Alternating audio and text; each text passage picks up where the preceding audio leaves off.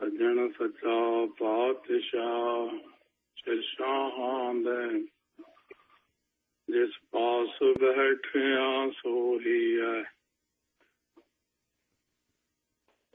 ਸ਼ਲੋਕ ਗੁਰਦੇਵ ਮਾਤਾ, ਗੁਰਦੇਵ ਪਿਤਾ, ਗੁਰਦੇਵ ਸੁਆਮੀ ਪਰਮੇਸ਼ਵਰਾ, ਗੁਰਦੇਵ ਸਖਾ ਅਗਿਆਨ ਭੰਜਨ, ਗੁਰਦੇਵ ਬੰਧਕ ਸਹੋਦਰਾ, ਗੁਰਦੇਵ ਦਾਤਾ ਹਰ ਨਾਮ ਉਪਦੇਸ਼ੈ, ਗੁਰਦੇਵ ਮੰਤ ਨਿਰੋਧਰਾ,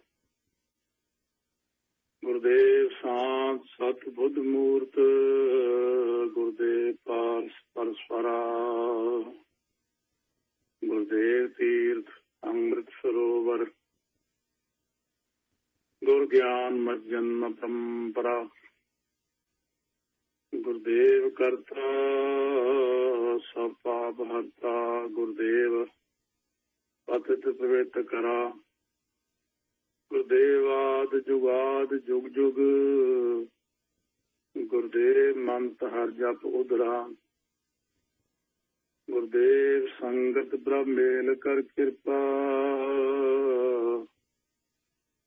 ਹਮ ਮੂੜ ਪਾਪੀ ਜਿਤ ਲਗ ਤਰਾ, ਗੁਰਦੇਵ ਸਤਿਗੁਰ ਪਾਰ ਬ੍ਰਹਮ ਪਰਮੇਸ਼ਵਰ, ਗੁਰਦੇਵ ਨਾਨਕ ਹਰ ਨਮਸਕਾਰਾ, ਗੁਰਦੇਵ ਨਾਨਕ ਹਰ ਨਮਸਕਾਰਾ। ਇਹੋ ਸ਼ਲੋਕ ਆਦਿ ਅੰਤ ਪ੍ਰਣਾਮ। ਸਤਿਨਾਮ ਸ੍ਰੀ ਵਾਹਿਗੁਰੂ ਸਾਹਿਬ ਜੀਓ। ਗੌੜੀ ਸੁਖਮਨੀ ਮਹੱਲਾ ਪੰਜਵਾ। ਸ਼ਲੋਕ। ਇੱਕ ਓੰਕਾਰ ਸਤਿਗੁਰ ਪ੍ਰਸਾਦਿ। ਆਦਿ ਗੁਰ ਏ ਨਮః, ਜੁਗਾਦਿ ਗੁਰ ਏ ਨਮঃ, ਸਤਿਗੁਰ ਏ ਨਮঃ। ਸ੍ਰੀ ਗੁਰੁਦੇਵ ਨਮః। ਆਦਿ ਗੁਰ ਏ ਨਮః। ਵਾਹਿਗੁਰੂ ਜੀ ਕਾ ਖਾਲਸਾ, ਵਾਹਿਗੁਰੂ ਜੀ ਕੀ ਫਤਿਹ। ਸਤਿਗੁਰੂ ਜੀ ਦੀ ਸਾਜੀ ਨਵਾਜੀ ਗੁਰੂ ਰੂਪ ਗੁਰੂ ਖਾਲਸਾ ਸਾਧ ਸੰਗਤ ਜੀ। ਧੰਨ ਧੰਨ ਸਤਿਗੁਰੂ ਗੁਰੂ ਅਰਜਨ ਦੇਵ ਸਾਹਿਬ ਜੀ ਮਹਾਰਾਜ। ਪਾਵਨ ਬਾਣੀ ਸੁਖ ਮਨੀ ਸਾਹਿਬ ਗੁਰੂ ਸਤਿਗੁਰੂ ਅਰਜਨ ਦੇਵ ਸਾਹਿਬ ਮਹਾਰਾਜ ਨੇ ਉਚਾਰਨ ਕੀਤੀ ਹੈ। ਸਤਿਗੁਰੂ ਜੀ ਜਦੋਂ ਸ੍ਰੀ ਹਰਿਮੰਦਰ ਸਾਹਿਬ ਦੀ ਸੇਵਾ ਹੋ ਰਹੀ ਸੀ, ਬਹੁਤਾ ਸਮਾਂ ਸਤਿਗੁਰੂ ਮਹਾਰਾਜ ਦੁੱਖ ਭੰਜਨੀ ਡੇਰੀ ਦੇ ਕੋਲ ਜੋ ਪ੍ਰਕਾਸ਼ ਨੇ ਅੱਜ ਉਸ ਸਥਾਨ ਤੇ ਸੁਸ਼ੋਭਿਤ ਹੋਇਆ ਕਰਦੇ ਸੀ ਔਰ ਕੀਰਤਨ ਹੋਣਾ, ਫਿਰ ਆਪਣਾ ਪੁਰਾਤਨ ਜੋ ਨਿਤਨੇਮ ਸੀ ਸਾਰਿਆਂ ਦਾ, ਜਪਜੀ ਸਾਹਿਬ, ਗੁਰੂ ਨਾਨਕ ਦੇਵ ਜੀ ਦੀਆਂ ਪਾਵਨ ਬਾਣੀਆਂ, ਫਿਰ ਆਨੰਦ ਸਾਹਿਬ, ਦੱਖਣੀ ਓਂਕਾਰ, ਸਿੱਧ ਗੋਸ਼ਟ, ਇਹ ਜੋ ਬਾਣੀਆਂ ਮਹਾਰਾਜ ਨੇ ਬਖਸ਼ਿਸ਼ ਕੀਤੀਆਂ ਸੀ, ਬਾਵਨਖਰੀ, ਇਹਨਾਂ ਦਾ ਨਿਤਨੇਮ ਕਾਫੀ ਬਾਣੀਆਂ ਦਾ ਸੰਗਤ ਪਿਆਰ ਨਾਲ ਕਰਦੀ ਸੀ। ਉੱਥੇ ਬਾਦਸ਼ਾਹ ਦੀ ਬਾਣੀ ਵੀ ਸੰਗਤ ਪੜ੍ਹਦੀ ਸੀ। ਸਤਿਗੁਰੂ ਮਹਾਰਾਜ ਵੀ ਅੰਮ੍ਰਿਤ ਵੇਲੇ ਆ ਕੇ ਸੁਸ਼ੋਭਿਤ ਹੁੰਦੇ। ਸੁਭਾਵਕ ਜਦੋਂ ਨਵਾਂ ਸਭ ਕੁਝ ਨਵਾਂ ਪ੍ਰਾਰੰਭ ਹੋਇਆ ਹੈ ਗੁਰੂ ਨਾਨਕ ਦੇਵ ਜੀ ਤੋਂ ਲੈ ਕੇ, ਉਹ ਸੁਭਾਵਕ ਹੀ ਸੀ। ਸਤਿਗੁਰੂ ਮਹਾਰਾਜ ਸੱਚੇ ਪਾਤਸ਼ਾਹ ਨੂੰ, ਪਹਿਲੇ ਪਾਤਸ਼ਾਹ ਨੂੰ ਵੀ ਸੰਗਤ ਆ ਕੇ ਬੇਨਤੀ ਕਰਦੀ ਹੁੰਦੀ ਸੀ, ਮਹਾਰਾਜ ਪਹਿਲਾਂ ਤਾਂ ਅਸੀਂ ਆਹ ਕਰਦੇ ਹੁੰਦੇ ਸੀ, ਪਹਿਲਾਂ ਆਹ ਕਿਰਿਆ ਕਰਦੇ ਸੀ, ਪਹਿਲਾਂ ਇਹਨਾਂ ਮੰਤਰਾਂ ਦਾ ਜਾਪ ਕਰਦੇ ਹੁੰਦੇ ਸੀ। ਜਦੋਂ ਤੋਂ ਆਪ ਦੀ ਸਿੱਖੀ ਧਾਰਨ ਕੀਤੀ ਹੈ, ਉਦੋਂ ਤੋਂ ਬਹੁਤ ਬਖਸ਼ਿਸ਼ ਹੋਈ ਹੈ, ਪਰ ਹਾਲਾਂ ਵੀ ਬਹੁਤ ਸਾਰੀਆਂ ਚੀਜ਼ਾਂ ਪੁੱਛਣੀਆਂ ਰਹਿ ਜਾਂਦੀਆਂ। ਸੰਗਤ ਕੁਛ ਨਾ ਕੁਛ ਪੁੱਛਦੀ ਰਹਿੰਦੀ ਸੀ ਆਪ। ਸੋ ਮਹਾਰਾਜ ਤੀਜੇ ਪਾਤਸ਼ਾਹ ਨੂੰ ਵੀ ਪੁੱਛਦੇ ਸੀ, ਅਸੀਂ ਪਹਿਲਾਂ ਹੁਣ ਕੋਈ ਕੰਮ ਪ੍ਰਾਰੰਭ ਕਰਨਾ ਹੈ, ਕੋਈ ਘਰ ਦੇ ਵਿੱਚ ਵਿਆਹ ਹੈ, ਕੋਈ ਹੋਰ ਕਾਰਜ ਨੇ, ਕੋਈ ਚੜ੍ਹਾਈ ਕਰ ਜਾਂਦਾ, ਤੇ ਹੁਣ ਸਾਨੂੰ ਕੀ ਪੜ੍ਹਨਾ ਚਾਹੀਦਾ। ਸਤਿਗੁਰੂ ਮਹਾਰਾਜ ਨੇ ਜਪਜੀ ਸਾਹਿਬ ਦੇ ਪਾਠ ਦੀ ਬਖਸ਼ਿਸ਼ ਕੀਤੀ, ਆਨੰਦ ਸਾਹਿਬ ਦੇ ਪਾਠ ਦੀ ਬਖਸ਼ਿਸ਼ ਕੀਤੀ। ਸੰਗਤ ਇਹ ਵੀ ਕਹਿੰਦੀ ਸੀ ਕਿ ਅਸੀਂ 12 ਮਹੀਨਿਆਂ ਦਾ ਪਾਠ ਵੀ ਸ਼ਰਵਣ ਕਰਨਾ ਚਾਹੁੰਦੇ ਹਾਂ, ਕਿਉਂਕਿ ਲੋਕ ਪਹਿਲਾਂ ਪੰਡਤਾਂ ਕੋਲ ਜਾਂਦੇ ਹੁੰਦੇ ਸੀ, ਪਰ ਮਹਾਰਾਜ ਹੁਣ ਮਹੀਨਾ ਜਿਹੜਾ ਹੈ ਆਪ ਜੀ ਬਖਸ਼ਿਸ਼ ਕਰੋ। ਇਹ ਸ਼ੁਰੂ ਤੋਂ ਲੈ ਕੇ ਚਲੀ ਹੋਈ ਮਰਿਆਦਾ, ਫਿਰ ਤਪੀ ਹੋਈ ਸੰਸਾਰ ਵਿੱਚ ਸਤਿਗੁਰੂ ਮਹਾਰਾਜ ਪਹਿਲੇ ਪਾਤਸ਼ਾਹ ਨੇ ਤੁਖਾਰੀ ਰਾਗ ਦੇ ਵਿੱਚ 12 ਮਹਾ ਉਚਾਰਨ ਕੀਤਾ ਸੀ। ਜਦੋਂ ਪੰਜਵੇਂ ਪਾਤਸ਼ਾਹ ਨੇ ਬਾਣੀ ਉਚਾਰਨ ਕੀਤੀ ਤਾਂ ਉਸ ਵਕਤ ਸੰਗਤ ਮਹਾਰਾਜ ਨੂੰ ਸਿੱਧਾ ਨਾ ਕਹਿੰਦੇ ਹੋਏ ਬਾਬਾ ਬੁੱਢਾ ਜੀ ਦੇ ਪਾਸ ਬੇਨਤੀ ਕਰਦੇ ਹੁੰਦੇ ਸੀ, ਬਾਬਾ ਜੀ 12 ਮਹਾ ਪੜ੍ਹਦੇ ਤਾਂ ਹਾਂ, ਪਰ ਮਹਿੰਗਾ, ਕੁਝ ਸਮਝ ਘੱਟ ਲੱਗਦੀ ਹੈ, ਬੁੱਧੀ ਘੱਟ ਹੈ। ਕਿਉਂਕਿ ਅਸੀਂ ਜੇ ਹੁਣ ਵੀ ਕਥਾ ਸ਼ੁਰੂ ਕਰਦੀ ਨਾ ਥੋੜੀ ਜਿਹੀ ਡੂੰਘਾਈ ਵਾਲੀ, ਹੁਣ ਵੀ ਸਾਰੇ ਕਹਿਣ ਲੱਗ ਜਾਂਦੇ ਆ ਇਹ ਤਾਂ ਸਿਰ ਤੋਂ ਹੀ ਲੰਘਦੀ ਜਾਂਦੀ ਹੈ, ਸਾਨੂੰ ਸਮਝ ਨਹੀਂ ਲੱਗਦੀ ਹੈ। ਵਾਕਈ ਜਦੋਂ ਪਹਿਲੇ ਪਾਤਸ਼ਾਹ ਦੀ ਕਥਾ ਅਸੀਂ ਕਰਦੇ ਹਾਂ ਉਦੋਂ ਸਾਨੂੰ ਵੀ ਮਹਿਸੂਸ ਹੁੰਦਾ ਮਹਿੰਗਾ, ਕਾਫੀ ਡੂੰਘਾਈ ਵਿੱਚ ਪਹਿਲੇ ਪਾਤਸ਼ਾਹ ਦੀ ਬਾਣੀ ਹੈ। ਤੇ ਇਸ ਤਰ੍ਹਾਂ ਪੰਜਵੇਂ ਪਾਤਸ਼ਾਹ ਅੱਗੇ ਬੇਨਤੀ ਕੀਤੀ ਗਈ ਸੀ। ਚੇਤ ਦੇ ਸੰਗਰਾਮ ਦਾ ਦਿਨ ਸੀ, ਜਦੋਂ ਕਥਾ ਕਰਨ ਵਾਲਾ ਪੰਡਤ ਰੱਖਿਆ ਜਿਹੜਾ ਆਇਆ ਹੀ ਨਾ। ਸੰਗਤ ਕਹਿੰਦੀ ਮਹਾਰਾਜ ਐਸਾ ਨਹੀਂ ਹੋ ਸਕਦਾ, ਬਾਬਾ ਬੁੱਢਾ ਜੀ ਨੇ ਰਾਹੀਂ ਕਹਾਇਆ, ਬਾਬਾ ਜੀ ਨੇ ਬਚਨ ਕੀਤਾ, ਮਹਾਰਾਜ ਐਸਾ ਨਹੀਂ ਹੋ ਸਕਦਾ ਕਿ 12 ਮਹਾ ਥੋੜਾ ਜਿਹਾ ਸੁਖੈਨ ਉਚਾਰਿਆ ਜਾਵੇ ਤਾਂ ਕਿ ਜਿਹੜੀ ਪਿੰਡਾਂ ਦੀ ਸੰਗਤ ਹੈ ਵਿਚਾਰੇ, ਕਿਉਂਕਿ ਹੁਣ ਤਾਂ ਬਹੁਤ ਗਿਣਤੀ ਪੜ੍ਹਿਆਂ ਲਿਖਿਆਂ ਦੀ, ਉਦੋਂ ਅਨਪੜ੍ਹ ਹੀ ਜ਼ਿਆਦਾ ਹੁੰਦੇ, ਕੋਈ ਪੜ੍ਹਿਆ ਹੁੰਦਾ ਸੀ, ਚਿੱਠੀ ਲਿਖਣੀ ਨਹੀਂ ਸੀ ਕੋਈ ਜਾਣਦਾ ਹੁੰਦਾ, ਲਿਖਣੀ ਤਾਂ ਉਹ ਲੋਕ ਉਦੋਂ ਲਿਖਦੇ ਹੁੰਦੇ ਸੀ, ਕੋਈ ਉਰਦੂ 'ਚ ਲਿਖਣੀ, ਫਿਰ ਚਿੱਠੀ ਆ ਜਾਣੀ, ਫਿਰ ਪੜ੍ਹਨੀ ਨਾ ਆਉਣੀ, ਫਿਰ ਪੜ੍ਹਾਉਣ ਜਾਣੀ ਕਿਸੇ ਬੰਦੇ ਕੋਲੇ, ਉਹ ਪਿੰਡ 'ਚ ਇੱਕ ਅੱਧਾ ਹੀ ਹੁੰਦਾ ਸੀ। ਜਿਵੇਂ ਕੋਈ ਬੰਦਾ ਚਿੱਠੀਆਂ ਲਿਖਦਾ ਹੁੰਦਾ, ਪੜ੍ਹਦਾ ਵੀ ਹੁੰਦਾ, ਉਹਨੂੰ ਕਹਿੰਦੇ ਜਾ ਕੇ ਵੀ ਚਿੱਠੀ ਲਿਖੋ, ਚਿੱਠੀ ਲਿਖਾਉਣੀ ਆ, ਉਹ ਕਹਿੰਦਾ ਬਹਿ ਜਾਓ। ਫਿਰ ਹੋਰ ਕੋਈ ਆ ਗਿਆ, 3-4 ਜਣੇ ਆ ਗਏ, ਉਹ ਕਹਿੰਦਾ ਜੀ ਬੇਨਤੀ ਇਸ ਤਰ੍ਹਾਂ, ਮੇਰਾ ਗੋਡਾ ਦੁਖਦਾ, ਚਿੱਠੀ ਨਹੀਂ ਲਿਖੀ ਜਾਣੀ। ਉਹ ਕਹਿੰਦੇ ਜੀ ਗੋਡੇ ਨੇ ਕੀ ਕਰਨਾ, ਲਿਖਣਾ ਤਾਂ ਹੱਥ ਨਾਲ ਹੈ। ਕਹਿੰਦਾ ਹੁਣ ਤਾਂ ਹੱਥ ਨਾਲ ਲਿਖ ਦੂੰਗਾ, ਪੜ੍ਹਨ ਵੇਲੇ ਫਿਰ ਘਰੇ ਬੁਲਾਉਂਗੇ, ਉਦੋਂ ਮੇਰਾ ਗੋਡਾ ਦੁਖਦਾ, ਤੁਰ ਨਹੀਂ ਹੋਣਾ ਮੈਥੋਂ। ਇੱਕੋ ਹੀ ਬੰਦਾ ਹੁੰਦਾ ਸੀ ਪਿੰਡ ਵਿੱਚ। ਉਸ ਸਮੇਂ ਦਾ ਤੇ ਅੱਜ ਦਾ ਤਾਂ ਬਹੁਤ ਜ਼ਿਆਦਾ ਫਰਕ ਹੈ। ਇਸ ਤਰ੍ਹਾਂ ਮਹਾਰਾਜ ਸੱਚੇ ਪਾਤਸ਼ਾਹ ਜਿਹੜੀ ਬਖਸ਼ਿਸ਼ ਕਰਦੇ ਨੇ ਆਪਣੇ ਤੇ, ਗੁਰੂ ਅਰਜਨ ਦੇਵ ਮਹਾਰਾਜ ਨੂੰ ਬੇਨਤੀ ਕੀਤੀ 12 ਮਹਾ ਪ੍ਰਤੀ, ਤਾਂ ਬਾਬਾ ਜੀ ਨੂੰ ਕਹਿਣ ਲੱਗੇ ਮਹਾਰਾਜ, ਬਾਬਾ ਜੀ ਆਪਾਂ ਪਹਿਲੇ ਪਾਤਸ਼ਾਹ ਦੀ ਰੀਸ ਨਹੀਂ ਨਾ ਕਰ ਸਕਦੇ, ਹੁਣ 12 ਮਹਾ ਆਪਾਂ ਥੋੜੀ ਉਚਾਰਨ ਕਰ ਸਕਦੇ। ਉਹਨਾਂ ਨੇ ਉਚਾਰਤਾ ਇੱਕ ਵਾਰ। ਸਿਆਣੇ ਸਿੱਖ, ਸਿੱਖੀ ਦੇ ਥੰਮ ਬਾਬਾ ਬੁੱਢਾ ਜੀ, ਪਰਉਪਕਾਰੀ, ਭਲਾ ਕਰਨ ਵਾਲੇ, ਕਹਿੰਦੇ ਮਹਾਰਾਜ ਮੈਂ ਇਹ ਨਹੀਂ ਕਹਿੰਦਾ ਕਿ ਨਵਾਂ 12 ਮਹਾ ਉਚਾਰਨ ਕਰੋ, ਦਾਸ ਦੀ ਤਾਂ ਬੇਨਤੀ ਹੈ ਕਿ ਆਪ ਜੀ ਉਹ ਪਹਿਲੇ 12 ਮਹਾ ਦਾ ਸਟੀਕ ਰੂਪ 12 ਮਹਾ ਉਚਾਰਨ ਕਰਦੇ, ਉਹਦੇ ਅਰਥ ਸੁਖੈਨ ਕਰਦੇ, ਬਸ ਕਰੋ ਇਹ ਬਚਨ ਜਿਹੜੇ ਉਹਨਾਂ ਨੇ ਕੀਤੇ ਨੇ, ਆਪਾਂ ਸਟੀਕ ਰੂਪ ਕਰ ਦਈਏ। ਤਾਂ ਤੁਖਾਰੀ ਰਾਗ ਦਾ 12 ਮਹਾ ਗੁਰੂ ਸਾਹਿਬ ਨੇ ਉਚਾਰਨ ਕੀਤਾ, ਫਿਰ ਉਹਦਾ ਸਟੀਕ ਰੂਪ ਕੀਤਾ 12 ਮਹਾ ਮਾਝ ਮਹੱਲਾ ਪੰਜਵਾਂ। ਇਹ ਜਿਹੜਾ ਆਪਾਂ ਪੜ੍ਹਦੇ ਹਾਂ, ਕਿਰਤ ਕਰਮ ਕੇ ਵਿਛੜੇ ਕਰ ਕਿਰਪਾ ਮੇਲੋ ਰਾਮ, ਚੌਥੇ ਘਰ ਸੁਰਤਾਰ। ਫਿਰ ਇਸੇ ਤਰ੍ਹਾਂ ਹੀ ਕੋਈ ਨਾ ਕੋਈ ਹੋਰ ਗੱਲ ਆ ਕੇ ਪੁੱਛੇ, ਬਾਬਾ ਜੀ ਪਹਿਲਾਂ ਤਾਂ ਅਸੀਂ ਜਿੱਥੋਂ ਸੁਖਮਨੀ ਸਾਹਿਬ ਦੇ ਬਚਨ ਹੋਏ ਉਦੋਂ ਇਹ ਬਚਨ ਹੋਇਆ ਸੀ ਕਿ ਬਾਬਾ ਜੀ ਪਹਿਲਾਂ ਤਾਂ ਅਸੀਂ ਠੀਕ ਆ, ਸਾਰੇ ਲੋਕ ਆਉਂਦੇ ਨੇ, ਸਿੱਖੀ ਨੂੰ ਗ੍ਰਹਿਣ ਕਰ ਰਹੇ ਨੇ, ਕਿਉਂਕਿ ਐਸਾ ਸਮਾਂ ਆ ਗਿਆ ਸੀ ਤੁਰਕਾਂ ਵੇਲੇ ਦਾ ਕਿ ਉਦੋਂ ਸ਼ਰਮ ਧਰਮ ਦੋਏ ਛੱਪ ਖਲੋਏ, ਕੂੜ ਫਿਰਿਆ ਪ੍ਰਧਾਨ ਵੇ ਲਾਲੋ, ਲੋਕ ਆਪੋ ਆਪਣੇ ਧਰਮ ਨੂੰ ਹੀ ਛੱਡ ਬੈਠੇ।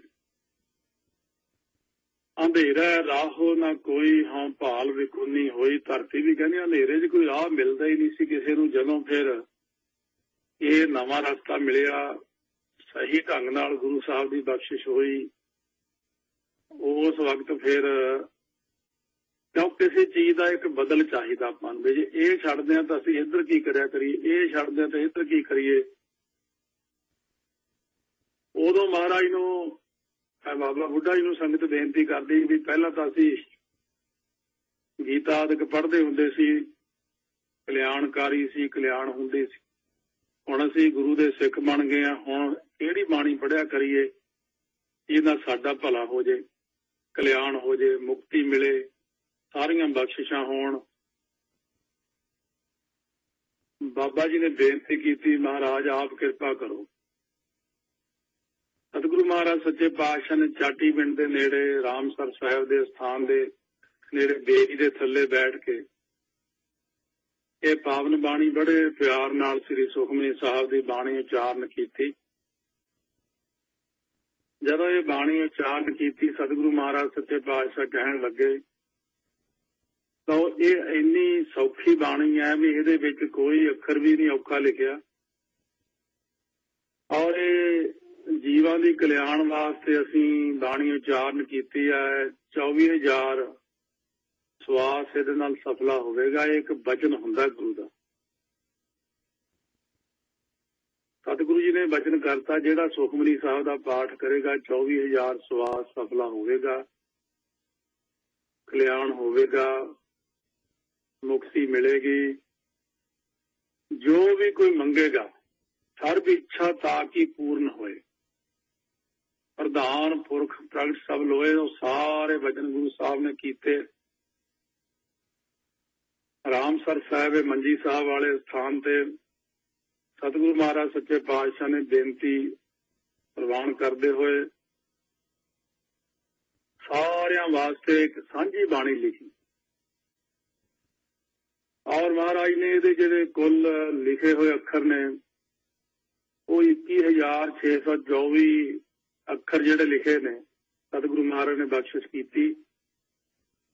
ਸੁਖਮਨੀ ਸਾਹਿਬ ਦੇ ਅੱਖਰਾਂ ਦੇ ਵਿੱਚ ਇੱਕ ਚਰਨਾਂ ਦੇ ਵਿੱਚ ਅੱਖਰ ਆਉਂਦੇ ਨੇ, ਅੱਧੇ ਯਈਏ ਕਿਤੇ ਅੱਧੇ ਹਾਏ, ਸੁਦਾਖਰ ਅਕਸ਼ਰ, ਉਹਨਾਂ ਦੀ ਗਿਣਤੀ ਜਿਹੜੀ ਆ ਉਹ 2373 ਦੇ ਕਰੀਬ ਇਹ ਗਿਣਤੀ ਬਣਦੀ ਹੈ। 3 ਅੱਖਰ ਵੱਧ ਹੋਰ ਲਿਖੇ ਨੇ। ਸੰਤ ਦੀ ਜਗ੍ਹਾ ਸੰਤਨ, ਦੁੱਖ ਦੀ ਜਗ੍ਹਾ ਦੁੱਖਨ, ਸੰਤਨ ਕਹਿ ਦੁੱਖਨ ਕਾਗ ਜਿਉ ਲਵੈ, ਸੰਤਨ ਕਹਿ ਦੁੱਖਨ ਸਰਪ ਜੋਨ ਪਾਏ, ਸੰਤਨ ਕਹਿ ਦੁੱਖਨ ਤ੍ਰਿਸ਼ਨਾ ਮਹਿ ਜਲੈ। ਇਹਦੇ ਵਿੱਚ ਜਿਹੜਾ ਸੰਤਨ ਵਿੱਚ ਨੰਨਾ ਵੱਧ ਲਾ ਦਿੱਤਾ ਮਹਾਰਾਜ ਸੱਚੇ ਪਾਤਸ਼ਾਹ ਨੇ। ਇਹ 3 ਅੱਖਰ ਹੋਰ ਵਧਾ ਕੇ 21,624 ਵਿੱਚ 2373 ਮਿਲਾ ਕੇ 3 ਹੋਰ ਮਿਲਾ ਕੇ 24,000 ਅੱਖਰ ਪੂਰਾ ਹੋਇਆ। 24,000 ਸਵਾਸ ਬੰਦਾ ਲੈਂਦਾ 24 ਘੰਟੇ ਦੇ ਵਿੱਚ। ਸਤਿਗੁਰੂ ਮਹਾਰਾਜ ਨੇ ਇਹ ਬਖਸ਼ਿਸ਼ਾਂ ਕੀਤੀਆਂ, ਜਿਨ੍ਹਾਂ ਹੁਣ ਜਿਹੜਾ ਪਿੱਛੋਂ ਲੈ ਕੇ ਚੀਜ਼ ਤੁਰੀ ਆਉਂਦੀ ਆ ਉਹ ਅਸਲੀ ਹੁੰਦੀ ਹੈ। ਹੁਣ ਨਵੇਂ ਜਿਹੜੇ ਲੋਕ ਉੱਠਦੇ ਨੇ ਉਹ ਨਵੀਆਂ ਗੱਲਾਂ ਆਪਣੀ ਬੁੱਧੀ ਅਨੁਸਾਰ ਸੁਣਾ ਦਿੰਦੇ ਨੇ, ਕਿਉਂਕਿ ਇਹ ਜਿਹੜਾ ਸੁਖਮਨੀ ਸਾਹਿਬ ਦਾ ਪਾਠ ਹੈ ਇਹ ਤਾਂ ਜਿਸ ਨੇ ਵੀ ਕੀਤਾ ਇਕੱਲੇ ਸਿੱਖਾਂ ਲਈ ਨਹੀਂ, ਕਿਉਂਕਿ ਤੁਹਾਡੀ ਲਾਈਨ ਇਹ ਹੈ, ਤੁਸੀਂ ਸਵੇਰੇ ਕੰਮ ਤੇ ਜਾਣਾ, ਸ਼ਾਮ ਨੂੰ ਮੁੜ ਆਉਣਾ, ਰਾਤ ਨੂੰ ਸੌਂ ਜਾਣਾ, ਸਾਰੀ ਜ਼ਿੰਦਗੀ ਤੁਹਾਡੀ ਐਂ ਲੰਘ ਜਾਂਦੀ ਹੈ। ਸਾਡੀ ਜ਼ਿੰਦਗੀ ਸਾਰਿਆਂ ਥਾਵਾਂ ਤੇ ਵਿਚਰਦੀ ਹੈ। ਮੁਸਲਮਾਨ ਵੀ ਕਈ ਇਸ ਬਾਣੀ ਨੂੰ ਪੜ੍ਹ ਕੇ ਤਰੇ ਆ। ਸੁਖਮਨੀ ਸਾਹਿਬ ਬਹੁਤ ਪੜ੍ਹਿਆ ਉਹਨਾਂ ਨੇ ਵੀ, ਇਸ ਬਾਣੀ ਨੂੰ ਹਿੰਦੂਆਂ ਨੇ ਵੀ ਬਹੁਤ ਪੜ੍ਹਿਆ, ਕਿਉਂਕਿ ਬਾਣੀ ਐਸੀ ਹੈ ਜਿਵੇਂ ਕਿ ਦੁੱਧ ਸੰਸਾਰ ਸਾਰੇ ਲਈ ਸਾਂਝਾ, ਮੱਖਣ ਸਾਂਝਾ, ਘਿਓ ਸਾਂਝਾ ਹੈ, ਆਟਾ ਹੈ, ਅੰਬ ਹੈ, ਕੋਈ ਵੀ ਚੀਜ਼ ਜਿਹੜੀਆਂ ਸਾਂਝੀਆਂ ਨਿਰੰਕਾਰ ਨੇ ਬਣਾਈਆਂ आकाश साझा है, हवा साझी है, पानी भी सारे लिए ਉਹੀ चाहिए। बाणी भी ਜਿਹੜਾ भी पढ़ूगा ਉਸੇ ਦਾ ਹੀ ਭਲਾ ਕਰ ਦੇਵੇ। ਕੋਈ ਵੀ ਹਿੰਦੀ ਵਿੱਚ ਵੀ ਗੁਟਕੇ ਛਪੇ ਹੋਏ ਨੇ, ਇੰਗਲਿਸ਼ ਵਿੱਚ ਵੀ ਛਪੇ ਹੋਏ ਆ। ਉਹ ਕਹਿਣ ਤੋਂ ਭਾਵ ਕਿ ਅੱਜ ਤੱਕ ਬਹੁਤ ਕੁਝ ਦੇਖਿਆ, ਕਿੰਨੇ ਬੰਦੇ ਤਰਦੇ ਨੇ। ਜਿਵੇਂ ਕੋਈ ਮੁਸਲਮਾਨ ਫਕੀਰ ਸੀ ਬੜਾ ਤਕੜਾ, ਫਗਵਾੜੇ, ਕਿਸੇ ਨੂੰ ਘੱਟ ਹੀ ਮਿਲਦਾ ਸੀ, ਬਸ ਆਪਣੇ ਮਸਤ ਰਹਿਣਾ। ਉਹਦੇ ਕੋਲ ਕੋਈ ਹਿੰਦੂ ਵੀਰ ਜਾਂਦਾ ਹੁੰਦਾ ਸੀ। ਉਹ ਕਹਿੰਦੇ ਵੀ 1978 ਜਦੋਂ ਸਾਕਾ ਹੋਇਆ, ਉਦੋਂ ਥੋੜੇ ਦਿਨਾਂ ਬਾਅਦ ਸਰੀਰ ਛੱਡ ਗਏ, 13 ਅਪ੍ਰੈਲ ਤੋਂ ਬਾਅਦ। ਕਹਿੰਦੇ ਆ ਜੀ ਹੁਣ ਫਿਰ ਅਸੀਂ ਜਾਣਾ ਹੈ 2-3 ਦਿਨ ਨੂੰ, ਆ ਜੀ ਤੈਨੂੰ ਕੋਈ ਚੀਜ਼ ਦੇਣੀ ਬਹੁਤ ਵਧੀਆ, ਮੈਂ ਆਪਣੀ ਜ਼ਿੰਦਗੀ ਦਾ ਸਾਰਾ ਖਜ਼ਾਨਾ ਤੈਨੂੰ ਹੁਣ ਦੇ ਕੇ ਜਾਊਂਗਾ। ਉਹ ਬੰਦਾ ਬੜਾ ਖੁਸ਼ ਹੋਇਆ। ਉਹ ਕਹਿੰਦਾ ਜਦੋਂ ਮੈਂ ਗਿਆ, ਕਹਿੰਦੇ ਉਹਨਾਂ ਨੇ ਬੜੀ ਸੋਹਣੀ ਇੱਕ ਸੰਦੂਕੜੀ ਜੀ ਰੱਖੀ ਨਿੱਕੀ ਜੀ ਲੱਕੜ ਦੀ, ਤੇ ਉਹ ਕਹਿੰਦੇ ਹੱਥ ਹੋਇਆ, ਹੱਥ ਧੋ ਕੇ ਆਪ ਉਹਨੂੰ ਫੜਾਤੀ। ਕਹਿੰਦੇ ਆ ਮੇਰੀ ਜ਼ਿੰਦਗੀ ਦਾ ਰਾਜ ਹੈ, ਖਜ਼ਾਨਾ ਹੈ, ਸਭ ਕੁਛ ਹੈ। ਬਸ ਜਦੋਂ ਉਹਨੇ ਖੋਲਿਆ ਤਾਂ ਵਿੱਚ ਕੀ ਹੈ? ਸ੍ਰੀ ਸੁਖਮਨੀ ਸਾਹਿਬ ਦਾ ਗੁਟਕਾ ਹੈ। ਇੱਕ ਮੁਸਲਮਾਨ ਇੱਕ ਹਿੰਦੂ ਨੂੰ ਦਿੰਦਾ। ਉਹ ਕਹਿੰਦਾ ਮੈਂ ਸਾਰੀ ਜ਼ਿੰਦਗੀ ਮੈਂ ਵੀ ਸੁਖਮਨੀ ਸਾਹਿਬ ਪੜ੍ਹਿਆ, 4 ਪਦਾਰਥ ਮਿਲੇ, ਸਭ ਕੁਝ ਮਿਲਿਆ। ਇਸ ਕਰਕੇ ਇਹ ਬਾਣੀ ਕੋਈ ਵੀ ਪੜ੍ਹੇ ਉਸੇ ਦਾ ਹੀ ਭਲਾ ਹੋ ਜਾਂਦਾ, ਹਰ ਇੱਕ ਵਿਅਕਤੀ ਦਾ। ਜੋਗੀਆਂ ਨੇ ਵੀ ਉਦੋਂ, ਜੋਗੀ ਵੀ ਮਹਾਰਾਜ ਕੋਲ ਬਹੁਤ ਆਉਂਦੇ ਸੀ। ਪਹਿਲੇ ਪਾਤਸ਼ਾਹ ਕੋਲੇ ਸਿੱਧ ਵੀ ਆਉਂਦੇ ਸੀ, ਦੂਜਿਆਂ ਕੋਲ, ਤੀਜਿਆਂ ਕੋਲ, ਪੰਜਵਿਆਂ ਕੋਲ ਜੋਗੀ ਵੀ ਆਏ। ਜੋਗ ਕਲਪਤਰ ਗ੍ਰੰਥ ਵਿੱਚ ਲਿਖਿਆ ਹੋਇਆ ਵੀ ਮਹਾਰਾਜ ਸਾਡੇ ਸਵਾਸਤਾ, ਜੋਗੀ ਆਪਣੇ ਸਵਾਸਾਂ ਨੂੰ ਥੋੜਾ ਜਮਾ ਕਰ ਲੈਂਦੇ ਨੇ, ਕਿਉਂਕਿ ਜਿਹੜਾ ਬੰਦਾ ਸੰਸਾਰ ਅੰਦਰ ਕੰਮਕਾਰ ਕਰਦਾ ਨਾ, ਉਹਨਾਂ ਦੇ ਸਵਾਸ ਜ਼ਿਆਦਾ ਖਰਚ ਹੁੰਦੇ ਨੇ। ਜਿਹੜਾ ਟਿਕਾਓ ਵਿੱਚ ਬੈਠਾ ਰਹਿੰਦਾ ਉਹਨਾਂ ਦੇ ਘੱਟ ਖਰਚ ਹੁੰਦੇ ਨੇ। ਉਹ ਫਿਰ ਇਸ ਕਰਕੇ ਇਹ ਜਿਹੜੇ ਸਵਾਸ ਨੇ ਇਹਨਾਂ ਦੀ ਗਿਣਤੀ ਵੀ ਸਿਆਣੇ ਨੇ ਦੱਸੀ ਹੋਈ ਹੈ। ਬੈਸ 12 ਚਲਤੇ 18 ਸੋਵਤ ਚਾਲਣਾ 30 ਕੈਲਕੂਲੇਸ਼ਨ ਹੁੰਦੀ ਹੈ। ਮੰਨ ਲਓ ਕਿ ਜਿੰਨੇ ਚਿਰ ਵਿੱਚ ਬੈਠੇ ਹਾਂ 12 ਸਵਾਸ ਨਿਕਲਦੇ ਨੇ, ਤੁਰਨ ਵੇਲੇ ਆਪਣੀ ਸ਼ਕਤੀ ਜ਼ਿਆਦਾ ਲੱਗਦੀ, ਉਦੋਂ ਉਨੇ ਚਿਰ ਵਿੱਚ ਹੀ 18 ਨਿਕਲਦੇ ਨੇ। ਤੁਰਿਆ ਆਪਾਂ ਕਹਿੰਦੇ ਸਾਹ ਚੜਿਆ, ਕਹਿੰਦੇ ਤੁਰ ਕੇ ਆਇਆ। ਸੌਣ ਵੇਲੇ ਜਿਹੜਾ ਸੋਵਤ ਚਾਲਣਾ 30 ਸੁੱਤਿਆਂ ਉਨੇ ਸਵਾਸ ਉਨੇ ਹੀ ਚਿਰ ਵਿੱਚ 30 ਨਿਕਲ ਜਾਂਦੇ ਨੇ। ਸੌਣ ਨਾਲ ਉਮਰ ਬਹੁਤ ਘੱਟਦੀ ਹੈ। ਸਵਾਸ ਤਾਂ ਉਨੇ ਹੀ ਗਿਣਤੀ ਦੇ ਮਿਲੇ ਹੀ ਹੋਏ ਨੇ ਆਪਾਂ ਨੂੰ। ਮੈਥਨ ਕਰਤੇ 64 ਚੱਲਦਾ, ਚੌਂ ਭਜਨ ਜਗਦੀਸ਼।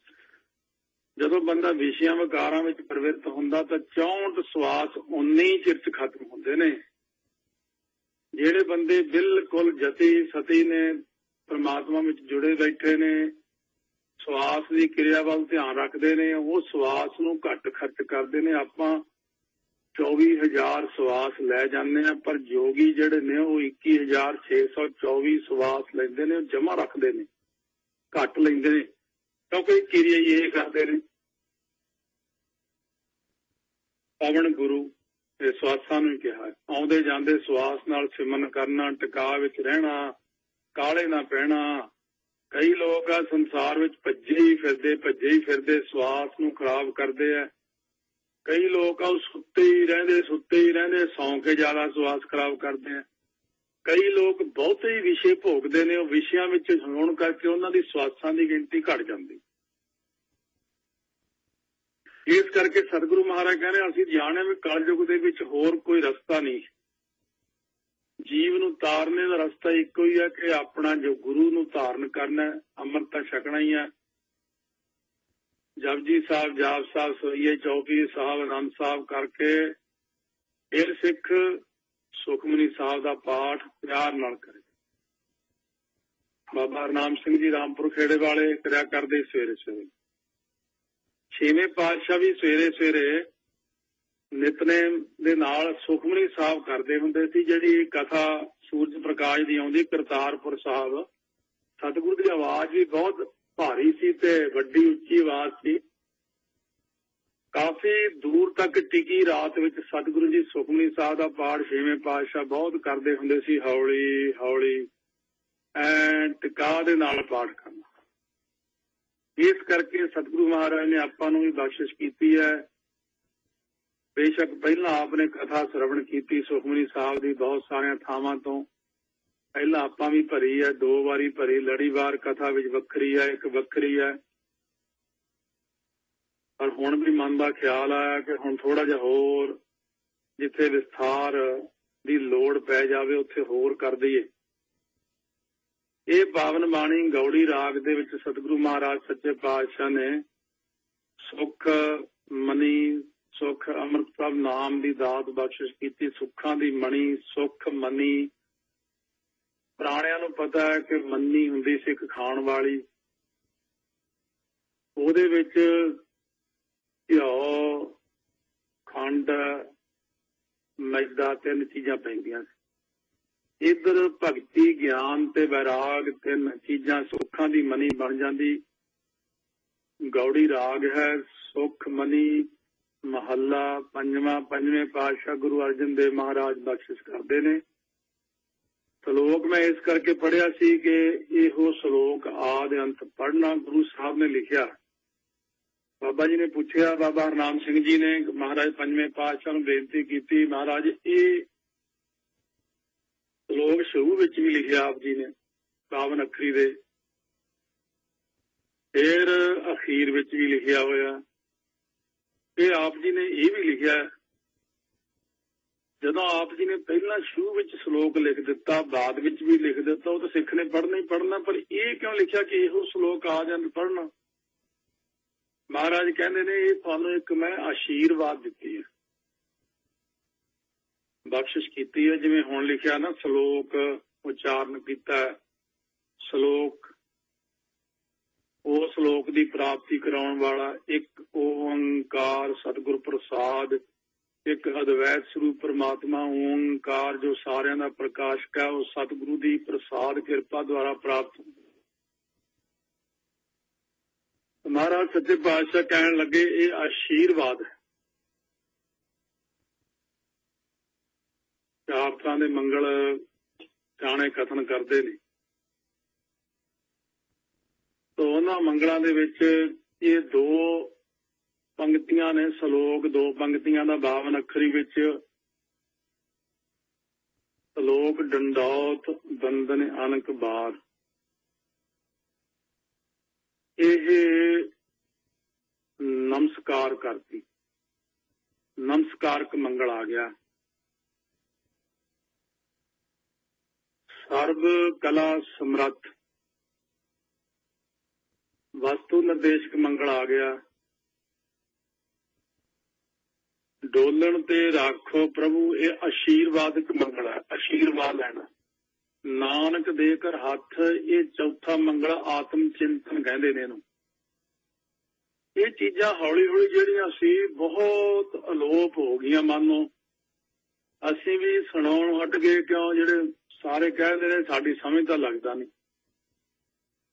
ਪਰ ਮੈਂ ਇੱਕ ਗੱਲ ਦੇਖੀ ਹੈ, ਜਿਉਂ-ਜਿਉਂ ਅਸੀਂ ਸੁਣਾਉਣੋਂ ਹਟੇ ਆ ਨਾ, ਤਿਉਂ-ਤਿਉਂ ਆਦਤ ਹੀ ਹਟ ਗਈ ਸੁਣਨ ਦੀ। ਹੁਣ ਅਸੀਂ ਮੈਂ ਕਲਾਸੀਕਲ ਰਾਗ ਨੂੰ ਸੁਣ ਕੇ ਬਹੁਤ ਖੁਸ਼ ਹਾਂ। ਜੇ ਕੋਈ ਰਾਗੀ ਗਾਉਂਦੇ ਹੋਣ, ਮੈਨੂੰ ਪਤਾ, ਮੈਂ ਹਰਮੰਦਰ ਸਾਹਿਬ ਕਹਿ ਕੇ ਰਾਗੀ ਸਿੰਘਾਂ ਨੂੰ ਕਹਿਣਾ 4 ਤਾਲ ਦੀ ਸਵਾਰੀ ਲਾਇਓ, ਅੱਜ ਸੁਣਨ ਨੂੰ ਜੀ ਕਰਦਾ। ਹੁਣ ਅੱਜ ਕੱਲ ਕਿਸੇ ਨੂੰ ਪਤਾ ਹੀ ਨਹੀਂ 4 ਤਾਲ ਦੀ ਸਵਾਰੀ ਹੁੰਦੀ ਕੀ ਆ, ਆਹ ਕਿਹੜਾ ਹੁੰਦਾ ਰਾਗ, ਕਹਿ ਕੇ ਲਵਾਉਣਾ, ਆਹ ਲਾਇਓ, ਆਹ ਰਾਗ ਲਾਇਓ, ਅੱਜ ਆਹ ਸੁਣਨ ਨੂੰ ਜੀ ਕਰਦਾ। ਹੁਣ ਕੀ ਹੋ ਗਿਆ, ਸਿੱਧੀਆਂ ਹੀ ਚੱਲ ਪਈਆਂ ਟਿਊਨਾਂ ਜੀਆਂ, ਤੇ ਉਹ ਸਿੱਧੇ ਸਿੱਧੇ ਸਾਰੇ ਪੜ੍ਹੇ ਜਾਂਦੇ ਨੇ। ਗੁਰੂ ਸਾਹਿਬ ਨੇ 31 ਰਾਗਾਂ ਦੇ ਵਿੱਚ ਬਾਣੀ ਉਚਾਰਨ ਕੀਤੀ, ਫਿਰ ਅੱਗੇ ਉਹਨਾਂ ਦੀਆਂ ਕਿੰਨੀਆਂ ਕਿਸਮਾਂ ਨੇ। ਗੌੜੀ ਦੀਆਂ ਹੀ 12 ਕਿਸਮਾਂ, ਲਲਤ ਬਿਲਾਵਲ ਗਾਵੇ ਹੀ ਆਪਣੀ ਆਪਣੀ ਭਾਂਤ, ਮਾਝ ਰਾਗ ਵਿੱਚ ਹੀ ਕਿੰਨੀਆਂ ਕਿਸਮਾਂ। ਇਸ ਤਰ੍ਹਾਂ ਮਹਾਰਾਜ ਨੇ ਜਿੰਨੇ ਰਾਗ ਬਖਸ਼ਿਸ਼ ਕੀਤੇ ਸੀ ਆਪਾਂ ਨੂੰ, ਉਹ ਉਹਨਾਂ ਦੇ ਵਿੱਚ ਕੀਰਤਨ ਗਾਉਣਾ ਹੁੰਦਾ ਸੀ। ਪਰ ਸੁਣਨ ਵਾਲਾ ਵੀ ਕਹਿੰਦਾ ਇਹ ਕੀ ਕਰੀ ਜਾਂਦੇ ਨੇ, ਸਿੱਧਾ ਸਿੱਧਾ ਜਾਂ ਗਾਓ ਬਸ। ਇਸ ਤਰ੍ਹਾਂ ਉਹ ਜਿਹੜੀ ਸੀਗੇ श्रवण करन वाले वो पिछे नूं हट गए। इसे तरह जिहड़ियां डूंघियां कथा सी, महंगाई वालियां चीजां सी, आपां पहलां भरीआं भी काफी। जिहड़ी पहली जापजी साहब की कथा वो काफी डूंघाई विच है, और ਉਹਦੇ ਨਾਲ एक कथा भरी सीगी आत्मक ज्ञान, वो भी काफी डूंघाई दे विच। समझनी औखी होण करके सारे जाने छड्ड जांदे, चलो छड्डो जी, सानू तां अनपढ़ां नूं की पता इन्हां गल्लां दा। पर नहीं, गुरु साहब कहंदे ने ਜਿਹੜਾ गुरु घर विच आ गया, हौली हौली हौली ਉਹਦੇ ਤੇ किरपा हो जाती है। गूंगे बोलियां तो गुरु साहब अर्थ करा लेंदे गीता दे। छज्जू चौड़ तो अर्थ 8वें पातशाह ने सिर ते छड़ी रख के कराए। तुसीं अज भी ਉਹੀ 8वें पातशाह ਦੇ ਕੋਲ ਹੀ ਆਪਾਂ बैठे हैं। 23 तरीक ਨੂੰ ਜਿਨ੍ਹਾਂ ਦਾ अवतार ਦਿਹਾੜਾ आ रहा, ਤੁਸੀਂ ਉਹੀ ਜੀ ਸ਼ਰਧਾ ਬਣਾਓ कि सच्चे पातशाह मेरे सिर ते मेहर भरिया हथ रखो। ਤੁਸੀਂ ਦਮਦਮਾ ਸਾਹਿਬ जाके ਊੜਾ ਜਿਹੜੀ ਸੱਸਾ ਹਾਹਾ ਲਿਖਿਆ आओ। ਗੁਰਾਂ ਨੇ ਉੱਥੇ ਵੀ ਬਖਸ਼ਿਸ਼ ਕੀਤੀ कि बैल बुद्धि वाला भी ਇੱਥੇ ਚੰਗਾ ਭਲਾ ਵਿਦਵਾਨ ਬਣ ਸਕਦਾ। ਧੰਨਾ ਸਿੰਘ ਘਾਹੀ ਦੀਆਂ ਅੱਖਾਂ ਵਿੱਚ ਜਲ ਆ ਗਿਆ ਜਦੋਂ ਭਾਈ ਨੰਦ ਲਾਲ ਸਿੰਘ ਜੀ ਕੋਲ ਦੀ ਲੰਘੇ, ਤਾਂ ਸੋਚਦੇ ਨੇ ਵੀ ਕਦੇ ਅਸੀਂ ਵੀ ਪ੍ਰਚਾਰ ਕਰਾਂਗੇ ਪੰਥ ਦਾ, ਸਾਨੂੰ ਤਾਂ ਆਉਂਦਾ ਹੀ ਕੁਝ ਨਹੀਂ। ਕਲਗੀਧਰ ਮਹਾਰਾਜ ਨੇ ਬੁਲਾ ਲਿਆ ਪਹਿਰੇਦਾਰ ਨੂੰ ਭੇਜ ਕੇ। ਉਸ ਵਕਤ ਕਹਿਣ ਲੱਗੇ, ਧੰਨਾ ਸਿਆ ਇਹ ਕੀ ਗੱਲ ਮਨ ਚ ਆ ਗਿਆ ਵੀ ਮੈਥੋਂ ਨਹੀਂ ਆਉਣਾ ਕੁਛ, ਚੱਲ ਉਚਾਰਨ ਕਰ ਕਵਿਤਾ। ਕਹਿੰਦਾ ਮੈਨੂੰ ਆਉਂਦੀ ਨਹੀਂ। ਕਹਿੰਦੇ ਚੱਲ ਉਚਾਰਨ ਕਰ। ਦੇਖ ਲਓ, ਕਵਿਤਾ ਐਵੇਂ ਉਚਾਰਨ ਕਰਨ ਲਾਤਾ ਤੇ ਇੰਨੀ ਸੋਹਣੀ ਕਵਿਤਾ ਰਚਦੇ ਸੀ। ਮਹਾਰਾਜ ਕਹਿੰਦੇ ਤੇਰਾ ਦੂਜਾ ਫੁਰਨਾ ਜਿਹੜਾ ਨਾ ਵੀ ਕਥਾ ਕਰਨੀ ਹੈ, ਮੈਂ ਵੀ ਕੌਮ ਦਾ ਪ੍ਰਚਾਰ ਕਰਨਾ, ਇਹ ਤੇਰੇ ਫੁਰਨੇ ਕਰਕੇ ਤੈਨੂੰ ਇੱਕ ਵਾਰੀ ਦੁਨੀਆ 'ਚ ਭੇਜਾਂਗੇ ਤੇ ਤੂੰ ਆ ਕੇ ਕੌਮ ਵਿੱਚ ਸਿੱਖੀ ਦਾ ਪ੍ਰਚਾਰ ਕਰਕੇ ਜਾਏਗਾ। ਫਿਰ ਜਿੰਨਿਆਂ ਨੇ 10ਵੇਂ ਪਾਤਸ਼ਾਹ ਵੇਲੇ ਕਥਾ ਮੰਗੀ ਸੀ, ਬਹੁਤਿਆਂ ਸਿੰਘਾਂ ਨੇ ਕਥਾ ਪ੍ਰਚਾਰ ਮੰਗਿਆ ਸੀ। ਆ ਜਿੰਨੇ ਕਥਾ ਵਾਲੇ ਆਏ ਸੀ ਸਾਰੇ ਇਹਨਾਂ ਦੇ ਫੁਰਨੇ ਹੀ ਸੀ, ਸਭ ਦੇ ਵੀ ਇੱਕ ਵਾਰ ਪ੍ਰਚਾਰ ਜ਼ਰੂਰ ਕਰਨਾ ਸੰਸਾਰ ਦੇ ਵਿੱਚ। ਇਸ ਕਰਕੇ ਸਤਿਗੁਰੂ ਮਹਾਰਾਜ ਸੱਚੇ ਪਾਤਸ਼ਾਹ ਨੇ ਸ੍ਰੀ ਸੁਖਮਨੀ ਸਾਹਿਬ ਦੇ ਵਿੱਚ ਕਿਹਾ ਕਿ ਵਿਦਿਆ ਤਪ ਜੋਗ ਪ੍ਰਭ ਧਿਆਨ ਗਿਆਨ ਸ੍ਰੇਸ਼ਟ ਉਤਮ ਇਸਨਾਨ ਚਾਰ ਪਦਾਰਥ ਕਮਲ ਪ੍ਰਗਾਸ। ਇਹ ਆਰਾਮ ਨਾਲ ਸੁਖਮਨੀ ਸਾਹਿਬ ਦਾ ਜੇ ਟਾਈਮ ਲੱਗ ਜੇ ਜ਼ਿੰਦਗੀ 'ਚ, ਇੱਕ ਪਾਠ ਦੋ ਪਾਠ ਇੱਕ ਟੇਕੇ ਜੇ ਕੋਈ ਆਰਾਮ ਨਾਲ ਕਰਦਾ। ਦੇਖੋ, ਜੇ ਬਖਸ਼ਿਸ਼ ਕਿਸੇ ਨੇ ਲੈਣੀ ਹੋਵੇ ਜਾਂ ਕੋਈ ਮਿਹਨਤ ਕਰਨੀ ਹੋਵੇ, ਬੱਚੇ ਨੂੰ ਪੜ੍ਹਾਉਣਾ ਹੋਵੇ, ਆਪਾਂ ਘਰੋਂ ਬਾਹਰ ਭੇਜਦੇ ਹਾਂ। ਕੋਈ ਟ੍ਰੇਨਿੰਗ ਲੈਣੀ ਹੋਵੇ, ਲੋਕੀ 9-9 ਮਹੀਨੇ ਜਾ ਕੇ ਟ੍ਰੇਨਿੰਗ ਲੈਂਦੇ ਨੇ। ਕੋਈ ਡਿਪਲੋਮਾ ਕਰਦਾ, ਕੋਈ ਡਿਗਰੀ ਕਰਦਾ, 3-3 ਸਾਲ ਦੇ ਕੋਰਸ ਹੈ। ਬਾਣੀ ਪੜ੍ਹਨ ਵੇਲੇ ਵੀ ਆਪਾਂ ਕਦੇ ਸੋਚਿਆ ਨਹੀਂ ਕਿ ਇਹ ਵੀ ਇੱਕ ਕੋਰਸ ਹੈ। ਮੈਂ ਤੁਹਾਨੂੰ ਦੱਸਦਾ, ਇੰਨਾ ਕੋਰਸ ਕਰ ਲਓ। 5 ਸਾਲ 5 ਸੁਖਮਨੀ ਸਾਹਿਬ ਰੋਜ਼ ਕਰ ਲਓ। ਹੁਣ ਮੈਂ ਨਹੀਂ ਕਹਿੰਦਾ ਕਿ ਉਹ ਤੁਹਾਨੂੰ 1 ਸਾਲ 'ਚ ਉਹਨਾਂ ਕੁਛ ਦੇ ਦੇਣ, 2 'ਚ ਦੇ ਦੇਣ, 3 'ਚ ਦੇ ਦੇਣ, 4 'ਚ ਦੇ ਦੇਣ, 5 'ਚ ਦੇ ਦੇਣ। ਤਾਂ ਕਰਿਓ ਪਿਆਰ ਨਾਲੇ, ਖੁੱਭ ਕੇ ਗੱਡ ਕੇ ਅਰਥਾਂ ਦੇ ਧਿਆਨ ਦੇ ਕੇ। ਸਤਿਗੁਰੂ ਮਹਾਰਾਜ ਦੀ ਬਖਸ਼ਿਸ਼ ਜ਼ਰੂਰ ਹੁੰਦੀ ਹੈ ਜਿਹੜਾ ਕੋਈ ਪਾਠ ਕਰਦਾ। ਆਓ ਸਤਿਗੁਰੂ ਮਹਾਰਾਜ ਸੱਚੇ ਪਾਤਸ਼ਾਹ ਕਹਿੰਦੇ 24,000 ਸਵਾਸ ਸਫਲੇ ਹੁੰਦੇ ਨੇ ਉਹਦੇ। ਜਿਹੜਾ ਸੁਖਮਨੀ ਸਾਹਿਬ ਦਾ ਪਾਠ ਕਰੇਗਾ, ਗੁਰੂ ਅਰਜਨ ਦੇਵ ਮਹਾਰਾਜ ਦੀ ਬਖਸ਼ਿਸ਼ ਹੈ। 10 ਸਰੂਪ ਇਹ ਪਾਠ ਕਰਦੇ। ਔਰ ਜਦੋਂ 5ਵੇਂ ਪਾਤਸ਼ਾਹ ਤੋਂ ਬਾਅਦ ਇਹ ਬਾਣੀ ਰਚੀ ਗਈ ਹੈ, 5ਵੇਂ ਪਾਤਸ਼ਾਹ ਤੋਂ ਬਾਅਦ ਸਾਰਿਆਂ ਨੇ ਪਾਠ ਕੀਤਾ। ਔਰ ਇਸੇ ਤਰ੍ਹਾਂ ਹੀ ਸਾਰੇ ਗੁਰਸਿੱਖਾਂ ਨੇ ਕੀਤਾ। ਸਾਰੇ ਮਹਾਂਪੁਰਖਾਂ ਨੂੰ ਇਹ ਕੰਠ ਹੈ। ਭਾਈ ਲੱਧਾ ਪਰਉਪਕਾਰੀ ਨੇ ਲਾਹੌਰ ਵਿੱਚ, ਜੇ ਕਿਸੇ ਮਾਤਾ ਨੇ ਕਹਿਣਾ ਬਾਬਾ ਜੀ ਸਾਡੇ ਘਰ ਅੱਜ ਪ੍ਰਸ਼ਾਦਾ ਛਕੋ, ਮਾਈ ਸੁਖਮਨੀ ਸਾਹਿਬ ਕੰਠ ਹੈ ਨਾ ਬਾਬਾ ਜੀ, ਸੁਖਮਨੀ ਸਾਹਿਬ ਕੰਠ ਤਾਂ ਨਹੀਂ। ਅੱਛਾ, ਜਿੱਦਣ ਕੰਠ ਹੋ ਗਿਆ ਉਦੋਂ ਤੇਰੇ ਘਰ ਲੰਗਰ ਛਕ ਲਾਂਗੇ। ਮਾਈਆਂ ਨੇ ਕੰਠ ਕਰਨਾ। ਸਾਰੇ ਲਾਹੌਰ ਵਿੱਚ ਮਾਤਾਵਾਂ ਨੂੰ, ਬੀਬੀਆਂ ਭੈਣਾਂ ਸੁਖਮਨੀ ਸਾਹਿਬ ਕੰਠ ਕਰਾਇਆ ਭਾਈ ਲੱਧਾ ਪਰਉਪਕਾਰੀ ਨੇ। ਇੱਕ ਸਿੰਘ ਇੱਕ ਵਾਰ ਕਹਿੰਦਾ ਮੈਂ ਸੁਪਨੇ ਵਿੱਚ ਐਸਾ ਸੁਪਨਾ ਆਇਆ ਕਿ ਸੱਚਖੰਡ ਚਲਿਆ ਗਿਆ। ਕਹਿੰਦਾ ਜਦੋਂ ਮੈਂ ਉੱਥੇ ਪਹੁੰਚਿਆ, ਕਹਿੰਦਾ ਅੱਗੇ ਸਿੰਘ ਖੜੇ ਬੜੇ ਬੜੇ ਚੋਲਿਆਂ ਵਾਲੇ, ਨੀਲੇ ਬਾਣੇ ਪਾਏ ਹੋਏ। ਕਹਿੰਦੇ ਸੁਖਮਨੀ ਸਾਹਿਬ ਕੰਠ ਹੈ। ਉਹ ਕਹਿੰਦਾ ਨਾ ਜੀ ਮੈਨੂੰ ਕੰਠ ਨਹੀਂ। ਕਹਿੰਦੇ ਕੰਠ ਕਰੇਗਾ ਤਾਂ ਸੱਚਖੰਡ ਆਉਣ ਦੇਵਾਂਗੇ, ਨਹੀਂ ਤਾਂ ਮੁੜ ਜਾ ਵਾਪਸ। ਸੁਪਨਾ ਆਇਆ ਉਹਨੂੰ, ਸੁਪਨੇ ਵਿੱਚ ਹੀ ਜਣਾ ਦਿੱਤਾ ਉਹਨੂੰ ਕਿ ਸੁਖਮਨੀ ਸਾਹਿਬ ਬਹੁਤ ਜ਼ਰੂਰੀ ਹੈ ਸਾਡੇ ਲਈ। ਇਸ ਕਰਕੇ ਸਤਿਗੁਰੂ ਮਹਾਰਾਜ ਪਹਿਲਾਂ ਮੰਗਲ ਕਰਦੇ ਨੇ, ਜਿਵੇਂ ਮੰਗਲ ਦੱਸੇ ਨੇ ਚਾਰੇ ਮੰਗਲ। ਪਹਿਲਾਂ ਵੱਡਿਆਂ ਨੂੰ ਧਿਆਈਦਾ, ਇੱਕ ਓੰਕਾਰ ਸਤਿਗੁਰ ਪ੍ਰਸਾਦ ਪਹਿਲਾਂ ਮੰਗਲ ਕੀਤਾ, ਬੀਜ ਮੰਤਰ ਹੈ, ਇਹਨਾਂ ਦੀ ਗਿਣਤੀ ਵੱਖਰੀ ਹੈ। ਮਹਾਰਾਜ ਨੇ ਬਖਸ਼ਿਸ਼ ਕੀਤੀ, ਜਿਵੇਂ ਕੋਈ 522 ਕੋਈ 523 ਉਚਾਰਨ ਕਰਦਾ, ਕੋਈ 33 ਵਾਰੀ ਗੁਰਪ੍ਰਸਾਦ ਮਹਾਮੰਤਰ ਹੈ। ਮੂਲ ਮੰਤਰ ਸਿਰਫ ਇੱਕ ਵਾਰੀ ਉਚਾਰਨ ਕੀਤਾ ਜਪਜੀ ਸਾਹਿਬ ਦੇ ਸ਼ੁਰੂ ਵਿੱਚ ਏਕਾ ਲਾ ਕੇ। ਇਸ ਤਰ੍ਹਾਂ ਮਹਾਰਾਜ ਨੇ ਉਹ ਬਖਸ਼ਿਸ਼ਾਂ ਜਿਹੜੀਆਂ ਕੀਤੀਆਂ ਨੇ, ਕੋਈ ਇੱਕ ਓੰਕਾਰ ਸਤਨਾਮ ਕਰਤਾ ਪੁਰਖ ਗੁਰਪ੍ਰਸਾਦ, ਇਹ ਜਿਹੜਾ 9 ਵਾਰੀ ਉਚਾਰਨ ਕੀਤਾ ਗੁਰੂ ਗ੍ਰੰਥ ਸਾਹਿਬ। ਜਿਹੜੇ ਸਹਿਜ ਪਾਠ ਕਰਦੇ ਨੇ ਉਹਨਾਂ ਨੂੰ ਇਹਨਾਂ ਚੀਜ਼ਾਂ ਦਾ ਪਤਾ ਹੁੰਦਾ। ਆਓ ਸਤਿਗੁਰੂ ਅਰਜਨ ਦੇਵ ਸਾਹਿਬ ਮਹਾਰਾਜ ਕਹਿੰਦੇ ਪਹਿਲਾਂ ਆਪਣੇ ਵੱਡਿਆਂ ਨੂੰ ਧਿਆ ਲਈਏ, ਵੱਡਿਆਂ ਨੂੰ ਮਨਾ ਲਈਏ। ਪਹਿਲਾਂ ਉਹਨਾਂ ਦੇ ਅੱਗੇ ਜਿਵੇਂ ਹੁਣ ਆਪਾਂ ਕਰਦੇ ਆ ਕਰਮ ਕਿ ਪ੍ਰਿਥਮ ਭਗਉਤੀ ਸਿਮਰ ਕੈ ਗੁਰੂ ਨਾਨਕ ਲਈ ਧਿਆਏ, ਫਿਰ ਅੰਗਦ ਗੁਰ ਤੇ ਅਮਰਦਾਸ ਰਾਮਦਾਸੈ ਹੋਏ ਸਹਾਏ। ਸਾਰਿਆਂ ਗੁਰਾਂ ਨੂੰ ਧਿਆਉਣੇ। ਇਸੇ ਤਰ੍ਹਾਂ ਸਤਿਗੁਰੂ ਮਹਾਰਾਜ ਨੇ ਉਦੋਂ ਉਚਾਰਨ ਕੀਤਾ ਆਦ ਗੁਰ ਏ ਨਮਹਿ। ਇਹ ਤੋਂ ਭਾਵ ਹੁੰਦਾ ਤਾਈ। ਇਹ ਜਿਹੜਾ ਇਹਨਾਂ ਦੇ ਵਿੱਚ ਵੀ ਫਰਕ ਹੁੰਦਾ, ਜਿਵੇਂ ਅਰਥ ਕਈ ਬਣ ਜਾਂਦੇ ਨੇ। ਵਿਆਕਰਨ ਅਨੁਸਾਰ ਜਿਵੇਂ ਲਿਖਿਆ ਹੁੰਦਾ ਰਾਮਾ ਰਾਮੰ ਰਾਮੇਣ ਰਾਮੇਤ ਰਾਮਾਏ ਰਾਮਸਿਆ ਰਾਮਾਸ਼, ਉਹਦੇ ਭਾਵ ਹੈ ਰਾਮ ਹੈ, ਰਾਮ ਨੂੰ ਰਾਮ ਕਰਕੇ ਰਾਮ ਤਾਈ, ਰਾਮ ਸੇ ਰਾਮ ਕੀ ਰਾਮ ਵਿਖੇ। ਕਿਉਂ ਵਿਆਕਰਨ ਅਨੁਸਾਰ ਇਹਨਾਂ ਦੇ ਅਰਥ ਨਿਕਲਦੇ, ਕਿਸੇ ਵੀ ਚੀਜ਼ ਦੇ ਲਾ ਲਓ। ਇੱਥੇ ਹੈ ਆਦ ਗੁਰ ਏ ਨਮ ਹੈ।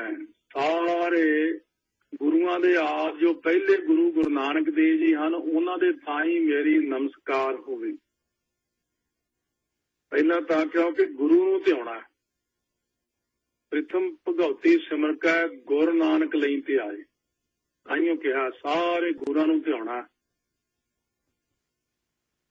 ਜੁਗਾਦ ਗੁਰ ਏ ਨਮ ਹੈ। ਜੁਗਾਦ ਵੈਸੇ ਦੂਸਰੇ ਨੂੰ ਕਹਿੰਦੇ ਨੇ, ਪਰ ਜੇ ਦੂਸਰੀ ਤਾਂ ਅੱਖਰੀ ਅਰਥ ਲਾਈਏ ਤਾਂ ਜੁਗ ਆਦ। ਜੁਗ ਦਾ ਭਾਵ ਹੈ ਕਿ ਦੋ ਗੁਰੂ ਸ੍ਰੀ ਗੁਰੂ ਰਾਮਦਾਸ ਸਾਹਿਬ, ਗੁਰੂ ਅਮਰਦਾਸ ਸਾਹਿਬ ਜੀ, ਇਹਨਾਂ ਦੋ ਗੁਰੂ ਸਾਹਿਬਾਂ ਦੇ ਆਦ ਗੁਰੂ ਜੋ ਗੁਰੂ ਅੰਗਦ ਦੇਵ ਮਹਾਰਾਜ ਨੇ, ਉਹਨਾਂ ਦੇ ਇਹ ਤੋਂ ਭਾਵ ਹੁੰਦਾ ਤਾਈ, ਉਹਨਾਂ ਤਾਈ ਨਮ ਹੈ, ਨਮਸਕਾਰ ਹੈ ਦੂਸਰੇ ਪਾਤਸ਼ਾਹ। ਕਿਉਂਕਿ ਜੁਗਾਦ ਦਾ ਅਰਥ ਇਕੱਲਾ ਯੁੱਗਾਂ ਦੇ ਸ਼ੁਰੂ ਵਿੱਚ ਵਾਲਾ ਨਹੀਂ ਹੈ। ਯੁੱਗ ਦਾ ਮਤਲਬ ਹੁੰਦਾ ਦੋ। ਇਹ ਅਰਥਾਂ ਵਿੱਚ ਇਹ ਚੀਜ਼ ਆ ਨਹੀਂ ਆਉਂਦਾ ਨਾ, ਹਰ ਯੁੱਗ ਭਗਤੋਂ ਪਾਇਆ। ਯੁੱਗ ਦਾ ਅਰਥ ਹੈ ਦੋ, ਯੁੱਗ ਦਾ ਅਰਥ ਹੈ ਦੋ, ਭਾਵ ਚਾਰਾਂ ਯੁੱਗਾਂ ਦੇ ਵਿੱਚ ਹਰੀ ਭਗਤਾਂ ਨੂੰ ਪੈਦਾ ਕਰਦਾ ਹੈ। ਇਹ ਜਿਵੇਂ ਲਾਈਨ ਵੱਖਰੀ ਹੈ। ਜਿਵੇਂ ਕੀਰਤਨ ਕਰਨ ਵਾਲੇ, ਜਦੋਂ ਅਸੀਂ, ਮੈਂ ਵੀ ਕੀਰਤਨੀਆਂ 'ਚ ਰਿਹਾ ਜਾਂ ਰਾਗੀ ਸਿੰਘ, ਅਸੀਂ ਇਕੱਠੇ ਬਹਿ ਜਾਈਏ ਕਿਤੇ, ਸਾਰੇ ਫਿਰ ਹੋਰ ਰੌਣਕ ਹੁੰਦੀ ਹੈ। ਜੇ ਆਮ ਸੰਗਤ ਵਿੱਚ ਬੈਠੀ ਉੱਥੇ ਫਿਰ ਉਹ ਚੀਜ਼ਾਂ ਨਹੀਂ ਆਉਂਦੀਆਂ ਸਾਹਮਣੇ। ਬੜੀਆਂ ਮਿਹਨਤ ਵਾਲੀਆਂ ਚੀਜ਼ਾਂ ਫਿਰ ਰਾਗੀ ਸਿੰਘ ਦਿਖਾ ਦਿੰਦੇ ਨੇ ਵੀ ਮੈਂ ਆਹ ਕੀਤਾ, ਮੈਂ ਆਹ ਮਿਹਨਤ ਕੀਤੀ। ਜੇ ਗਿਆਨੀ ਬੈਠ ਜਾਣ, ਗਿਆਨੀਆਂ ਦੀ ਗੱਲ ਫਿਰ ਗਿਆਨੀਆਂ ਵਾਲੀ ਹੁੰਦੀ, ਬੜੀ ਡੂੰਘਾਈ 'ਚ ਚੱਲਦੇ ਨੇ। ਫਿਰ ਅਸੀਂ ਫਿਰ ਉਹਨਾਂ ਨੂੰ ਮੰਨਦੇ ਹਾਂ ਕਿ ਇਹ ਵਿਦਵਾਨ ਹੈ। ਜਿਵੇਂ ਪੰਥ ਵਿੱਚ ਸ਼੍ਰੋਮਣੀ ਵਿਦਵਾਨ ਗੁਪਤੀ ਬੈਠੇ ਨੇ। ਸੰਤ ਬਾਬਾ ਮੋਹਨ ਸਿੰਘ ਜੀ ਭਿੰਡਰਾਂ ਵਾਲੇ ਇਸ ਵਕਤ ਸਭ ਤੋਂ ਉੱਤਮ ਤੇ ਉੱਚੇ ਵਿਦਵਾਨ ਨੇ ਔਰ ਬ੍ਰਹਮ ਗਿਆਨੀ ਨੇ, ਪਰ ਉਹ ਬਾਹਰ ਨਹੀਂ ਆਉਂਦੇ, ਕੁੰਡੀ ਲਾ ਕੇ ਅੰਦਰ ਹੀ ਬੈਠੇ ਰਹਿੰਦੇ, ਮਿਲਦੇ ਵੀ ਨਹੀਂ ਕਿਸੇ ਨੂੰ। ਇਸੇ ਤਰ੍ਹਾਂ ਹੋਰ ਬਹੁਤ ਵਿਦਵਾਨ ਬੈਠੇ ਨੇ, ਪਰ ਵਿਦਵਾਨੀ ਦੀ ਕਦਰ ਨਾ ਹੋਣ ਕਰਕੇ ਉਹ ਥੋੜਾ ਜਿਹਾ ਪਿੱਛੇ ਨੂੰ ਹਟੇ ਹੋਏ ਨੇ। ਵਿਦਵਾਨ ਸੋ ਯਾਨੀ ਇੰਦਰ ਸਿੰਘ ਜੀ ਰਕਬੇ ਵਾਲੇ ਮਹਾਂਪੁਰਖ ਬੈਠੇ ਨੇ। ਪਹਿਲਾਂ ਇੱਕ ਹੋਰ ਵਿਦਵਾਨ ਹੁੰਦੇ ਸੀ, ਗੁਰਦੇਵ ਸਿੰਘ ਜੀ ਚੜ੍ਹਾਈ ਕਰ ਗਏ। ਤੋ ਸੰਤ ਬਾਬਾ ਹਰੀ ਸਿੰਘ ਜੀ ਰੰਧਾਵੇ ਵਾਲੇ, ਇਹ ਬਹੁਤ ਵਿਦਵਾਨ। ਇਹ ਸਾਡੇ ਨਾਲੋਂ 100 ਗੁਣਾ ਉੱਪਰ ਵਿਦਵਾਨ ਹੈ। ਬਹੁਤ ਹੀ ਜ਼ਿਆਦਾ ਵਿਦਵਾਨੀ ਹੈ ਇਹਨਾਂ ਕੋਲੇ। ਜਿੰਨੀਆਂ ਚੀਜ਼ਾਂ ਇਹਨਾਂ ਪੜ੍ਹੀਆਂ, ਇਹਨਾਂ ਦੇਖੀਆਂ ਨੇ, ਇਹਨਾਂ ਨੂੰ ਹੀ ਪਤਾ। ਇਸ ਤਰ੍ਹਾਂ ਕਾਫੀ ਦੁਨੀਆ ਦੇ ਅੰਦਰ ਵਿਦਵਾਨ ਬੈਠੇ ਨੇ, ਪਰ ਆਮ ਗ੍ਰਸਤੀ ਬੰਦੇ ਲਈ ਸਤਿਗੁਰੂ ਮਹਾਰਾਜ ਨੇ ਉੱਥੇ ਤੱਕ ਹੀ ਉਚਾਰਨ ਕੀਤਾ ਕਿ ਇੰਨਾ ਕੀ ਪੜੋ ਤਾਂ ਕਿ ਜਦੋਂ ਆਦ ਗੁਰੇ ਨਮਹਿ ਕਹੋ ਗੁਰੂ ਨਾਨਕ ਸਾਹਿਬ ਦਾ ਧਿਆਨ ਕਰੋ। ਜੁਗਾਦ ਗੁਰੇ ਨਮਹਿ ਗੁਰੂ ਅੰਗਦ ਦੇਵ ਮਹਾਰਾਜ ਨਮਸਕਾਰ ਹੈ। ਸਤਿਗੁਰੇ ਨਮਹਿ ਗੁਰੂ ਦਾ ਜੋ ਗੁਰੂ ਹੋਏ ਉਹਨਾਂ ਨੂੰ ਸਤਿਗੁਰੂ ਕਹਿੰਦੇ ਨੇ। ਗੁਰੂ ਦਾ ਵੀ ਜਿਹੜਾ ਗੁਰੂ ਆ ਉਹਨੂੰ ਸਤਿਗੁਰੂ ਕਹਿੰਦੇ ਨੇ। ਇਸ ਕਰਕੇ ਗੁਰੂ ਰਾਮਦਾਸ ਸਾਹਿਬ ਮਹਾਰਾਜ ਸੱਚੇ ਪਾਤਸ਼ਾਹ ਦੇ ਜੋ ਸਤਿਗੁਰੂ ਮਹਾਰਾਜ ਨੇ ਗੁਰੂ ਅਮਰਦਾਸ ਸਾਹਿਬ ਮਹਾਰਾਜ ਉਹਨਾਂ ਦੇ ਇਹ ਤੋਂ ਭਾਵ ਤਾਂ ਹੀ ਉਹਨਾਂ ਨੂੰ ਵੀ ਨਮਸਕਾਰ ਹੈ। ਸ੍ਰੀ ਗੁਰਦੇਵ ਨਮਹਿ। ਹੁਣ ਸ੍ਰੀ ਪਦ ਵਰਤਿਆ ਇੱਥੇ ਬੜੀਆਂ ਜੇ ਵਿਦਵਾਨੀ ਦੀਆਂ ਗੱਲਾਂ ਵੱਖਰੀਆਂ ਆਮ ਲੋਕ ਜੇ ਮਰਜ਼ੀ ਕਰੀ ਜਾਣ। ਸ੍ਰੀ ਹਰਿਮੰਦਰ ਸਾਹਿਬ ਦੀ ਅਰਦਾਸ ਵਿੱਚ ਸੁਣਿਆ ਕਰੋ ਇੱਕ ਓੰਕਾਰ ਵਾਹਿਗੁਰੂ ਜੀ ਕੀ ਫਤਿਹ। ਸ੍ਰੀ ਭਗਉਤੀ ਜੀ ਸਹਾਇ। ਹਰਿਮੰਦਰ ਸਾਹਿਬ ਤੋਂ ਇਹ ਆਵਾਜ਼ ਆਉਂਦੀ ਹੈ। ਕੋਈ ਭਾਵੇਂ ਸ੍ਰੀ ਲਾ ਨਹੀਂ ਤਾਂ ਇੱਕ ਓੰਕਾਰ ਪਹਿਲਾਂ ਵਾਹਿਗੁਰੂ ਜੀ ਕੀ ਫਤਿਹ ਕੱਲਾ ਆਉਂਦਾ, ਸ੍ਰੀ ਨਹੀਂ ਪਹਿਲਾਂ ਆਉਂਦਾ ਕਿਉਂਕਿ ਸ੍ਰੀ ਨਾਮ ਮਾਇਆ ਦਾ ਹੈ। ਲక్ష్ਮੀ ਸੰਯੁਕਤ ਜਦੋਂ ਮਾਇਆ ਸੰਯੁਕਤ ਪਰਮੇਸ਼ਰ ਹੁੰਦਾ ਤਾਂ ਸ੍ਰੀ ਪਦ ਆਉਂਦਾ। ਮਹਾਰਾਜ ਨੇ ਸਵਈਆਂ ਦੇ ਵਿੱਚ ਬਹੁਤ ਅੱਖਰ ਵਰਤਿਆ। ਸ੍ਰੀ ਸ੍ਰੀ ਸੁਭਾਏਮਾਨ, ਸ੍ਰੀ ਨਾਮ ਸ਼੍ਰੋਮਣੀ ਦਾ, ਸ੍ਰੀ ਨਾਮ ਲక్ష్ਮੀ ਦਾ। ਕਿਉਂਕਿ ਪਹਿਲੇ ਪਾਤਸ਼ਾਹ ਤੋਂ 12 ਕੋਹ ਦੂਰ ਰਹੀ, ਗੁਰੂ ਅੰਗਦ ਦੇਵ ਮਹਾਰਾਜ ਤੋਂ 6 ਕੋਹ ਦੂਰ ਰਹੀ, ਤੀਜੇ ਪਾਤਸ਼ਾਹ ਮਹਾਰਾਜ ਦੇ ਦਰਵਾਜ਼ੇ ਤੇ ਖੜੀ ਰਹੀ, ਰੋਂਦੀ ਹੁੰਦੀ ਸੀ ਮੈਨੂੰ ਅੰਗੀਕਾਰ ਕਰ ਲਓ, ਮੈਨੂੰ ਵੀ ਸੇਵਾ ਚ ਲਾਓ, ਮੇਰਾ ਵੀ ਭਲਾ ਹੋ ਜੇ। ਮਹਾਰਾਜ ਕਹਿੰਦੇ ਚੌਥੇ ਸਰੂਪ ਦੇ ਚਰਨੀ ਪਾਤਾ ਤੈਨੂੰ, ਜਾ ਹੁਣ ਚੌਥੇ ਸਰੂਪ ਦੇ ਪਾਸ ਰਹੀ। ਇਹ ਸੇਵਾ ਉਹਨਾਂ ਨੂੰ ਦੇਤੀ। ਜਦੋਂ ਭਾਈ ਪਾਰੋ ਜੀ ਨੇ ਸਰੀਰ ਛੱਡਿਆ ਸੀ ਉਹਨਾਂ ਨੇ ਇੱਕ ਘੋੜੀ ਭੇਜੀ ਸੀ ਤੀਜੇ ਪਾਤਸ਼ਾਹ ਕੋਲ, ਕੁਝ ਮੋਹਰਾਂ ਵੱਜੀਆਂ ਹੋਈਆਂ। ਉਹ ਘੋੜੀ ਤੀਜੇ ਪਾਤਸ਼ਾਹ ਨੇ ਚੌਥੇ ਪਾਤਸ਼ਾਹ ਨੂੰ ਗੁਰੂ ਰਾਮਦਾਸ ਮਹਾਰਾਜ ਨੂੰ ਬਖਸ਼ਿਸ਼ ਕੀਤੀ, ਨਾਲ ਮੋਹਰਾਂ ਵੀ ਦਿੱਤੀਆਂ ਸੀ। 84 ਪਿੰਡਾਂ ਦਾ ਪਟਾ ਇਹ ਇਹਨਾਂ ਨੂੰ ਦਿੱਤਾ ਸੀ, ਕਹਿੰਦੇ ਇਹ ਤੁਸੀਂ ਲੈ ਲਓ। ਇਸ ਤਰ੍ਹਾਂ ਚੌਥੇ ਪਾਤਸ਼ਾਹ ਨੂੰ ਜਦੋਂ ਲక్ష్ਮੀ ਦੇ ਦਿੱਤੀ, ਤੁਸੀਂ ਇਹਨਾਂ ਨੂੰ ਪ੍ਰਵਾਨ ਕਰਕੇ ਤੂੰ ਸੇਵਾ ਲੈਣੀ, ਤਾਂ ਹੀ ਉਹ ਹਰਿਮੰਦਰ ਸਾਹਿਬ ਇੰਨੀ ਮਾਇਆ ਚੜ੍ਹਦੀ, ਸੋਨਾ ਲੱਗਿਆ ਹੋਇਆ ਇੰਨਾ, ਇਸੇ ਕਰਕੇ। ਹਾਲੇ ਤਾਂ ਹੋਰ ਬਹੁਤ ਕੁਝ ਲੱਗਣਾ ਉੱਥੇ ਸਮਾਂ ਪੈਣ ਤੇ। ਸੁਲਤਾਨਪੁਰ ਸਾਹਿਬ ਜੋ ਪਹਿਲੇ ਪਾਤਸ਼ਾਹ ਦਾ ਸਥਾਨ ਦੇਖੋ, ਸਟੀਲ ਦੇ ਹੀ ਲੱਗੇ ਹੋਏ ਨੇ ਜਿਹੜੇ ਸਾਰੇ ਉੱਪਰ ਕਲਸ਼ ਨੇ। ਗੁਰੂ ਅੰਗਦ ਦੇਵ ਮਹਾਰਾਜ ਦੇ ਸਥਾਨ ਤੇ ਵੀ ਲੱਗੇ ਹੋਇਆ ਸੋਨਾ। ਗੁਰੂ ਅਮਰਦਾਸ ਜੀ ਦੇ ਸਥਾਨ ਤੇ ਸੋਨਾ ਸਿਰਫ ਗੁੰਬੜੀ ਨੂੰ ਲੱਗਿਆ। ਗੁਰੂ ਰਾਮਦਾਸ ਮਹਾਰਾਜ ਦਾ ਸਥਾਨ ਤੇ ਸੋਨਾ ਹੀ ਸੋਨਾ। ਬਹੁਤ ਲక్ష్ਮੀ ਮਾਇਆ ਭਾਵ ਆਉਂਦੀ ਪ੍ਰਮਾਤਮਾ ਦੀ ਹੈ। ਇਹ ਚੀਜ਼ ਕਿਤੇ ਉਹ ਨਾ ਸਮਝ ਲਓ ਵੀ ਉਹੀ ਦੇਵੀ ਦੇਵਤਾ ਕੋਈ, ਇਹ ਤਾਂ ਪ੍ਰਮਾਤਮਾ ਦੀਆਂ ਚੀਜ਼ਾਂ ਹੁੰਦੀਆਂ ਸਾਰੀਆਂ। ਇਸ ਕਰਕੇ ਸਤਿਗੁਰੂ ਮਹਾਰਾਜ ਕਹਿੰਦੇ ਸ੍ਰੀ ਗੁਰਦੇਵ ਇਹ ਨਮਹਿ। ਜੋ ਆਪਣੇ ਸਵਾਮੀ ਮਾਲਕ ਹੁੰਦੇ ਨੇ ਉਹਨਾਂ ਨੂੰ ਗੁਰਦੇਵ ਪਦ ਲਿਖੀਦਾ। ਗੁਰਦੇਵ ਮਾਤਾ, ਗੁਰਦੇਵ ਪਿਤਾ, ਗੁਰਦੇਵ ਸਵਾਮੀ ਪਰਮੇਸ਼ਵਰਾ। ਸ੍ਰੀ ਤੋਂ ਭਾਵ ਸੁਭਾਏਮਾਨ ਸਾਡੇ ਗੁਰਦੇਵ ਜੋ ਗੁਰੂ ਰਾਮਦਾਸ ਮਹਾਰਾਜ ਨੇ, ਉਹਨਾਂ ਦੇ ਤਾਂ ਹੀ ਮੇਰੀ ਨਮਸਕਾਰ ਹੈ। ਕਿਉਂ ਸ੍ਰੀ ਪਦ ਗੁਰੂ ਗ੍ਰੰਥ ਸਾਹਿਬ ਦੇ ਵਿੱਚ ਨਹੀਂ ਦਿੱਤਾ, ਗੁਰੂ ਰਾਮਦਾਸ ਸਾਹਿਬ ਮਹਾਰਾਜ ਦੇ ਨਾਲ ਹੀ ਇਹ ਪਦ ਉਚਾਰਨ ਕੀਤਾ ਹੈ। ਇਸ ਕਰਕੇ ਸਤਿਗੁਰੂ ਮਹਾਰਾਜ ਨੇ ਇਹਨੂੰ ਪ੍ਰਵਾਨ ਕੀਤਾ। ਬਹੁਤ ਜ਼ਿਆਦਾ ਬੇਨਤੀਆਂ ਕਰਦੀ, ਤਰਲੇ ਮਿੰਨਤਾਂ ਕਰਦੀ ਸੀ। ਸਤਿਗੁਰੂ ਮਹਾਰਾਜ ਨੇ ਪ੍ਰਵਾਨ ਕਰਕੇ ਤੋਂ ਸੇਵਾ ਲਈ।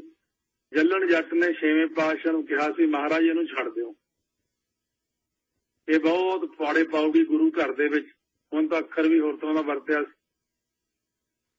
ਮਹਾਰਾਜ ਸੱਚੇ ਪਾਤਸ਼ਾਹ ਕਹਿਣ ਲੱਗੇ ਨਹੀਂ ਜੱਲਣ, ਇਹ ਹੁਕਮ ਹੀ ਨਿਰੰਕਾਰ ਦਾ, ਅਸੀਂ ਖੇਡਾਂ ਵਰਤਾਉਣੀਆਂ, ਖੇਡ ਇਹਦੇ ਤੋਂ ਬਿਨਾਂ ਬਣਨੀ ਨਹੀਂ। ਆਓ ਸਾਰਿਆਂ ਸਰੂਪਾਂ ਤਾਈਂ ਨਮਸਕਾਰ ਕੀਤੀ ਹੈ। ਪਰ ਜਿਹੜੇ ਸਾਡੇ ਗੁਰੂ ਨਾਨਕ ਦੇਵ ਜੀ ਨੇ, ਗੁਰੂ ਨਾਨਕ ਦੇਵ ਮਹਾਰਾਜ ਸੱਚੇ ਪਾਤਸ਼ਾਹ ਦਾ ਗੁਰੂ ਕੌਣ ਹੈ? ਅਕਾਲ ਪੁਰਖ ਵੱਲ ਵੀ ਸੰਬੋਧਨ ਕਰਦੇ ਨੇ। ਆਦਿ ਗੋਰੇ ਨਮਹਿ, ਜੋ ਆਦਿ ਤੋਂ ਹੀ ਲੈ ਕੇ ਗੁਰ ਸਰੂਪ ਹੈ ਨਿਰੰਕਾਰ, ਉਹਨਾਂ ਨੂੰ ਨਮਸਕਾਰ ਹੈ। ਜੁਗਾਦ ਗੋਰੇ ਨਮਹਿ, ਜੋ ਜੁਗਾਂ ਦੇ ਸ਼ੁਰੂ ਵਿੱਚ ਵੀ ਸੀ ਉਹਨੂੰ ਨਮਸਕਾਰ ਹੈ। ਸਤਿਗੁਰੇ ਨਮਹਿ, ਮੇਰੇ ਸਤਿਗੁਰ ਨਾਨਕ ਦੇਵ ਜੀ ਦਾ ਵੀ ਸਤਿਗੁਰ ਜੋ ਹੈ ਨਿਰੰਕਾਰ ਹੈ, ਉਹਨੂੰ ਨਮਸਕਾਰ ਹੈ।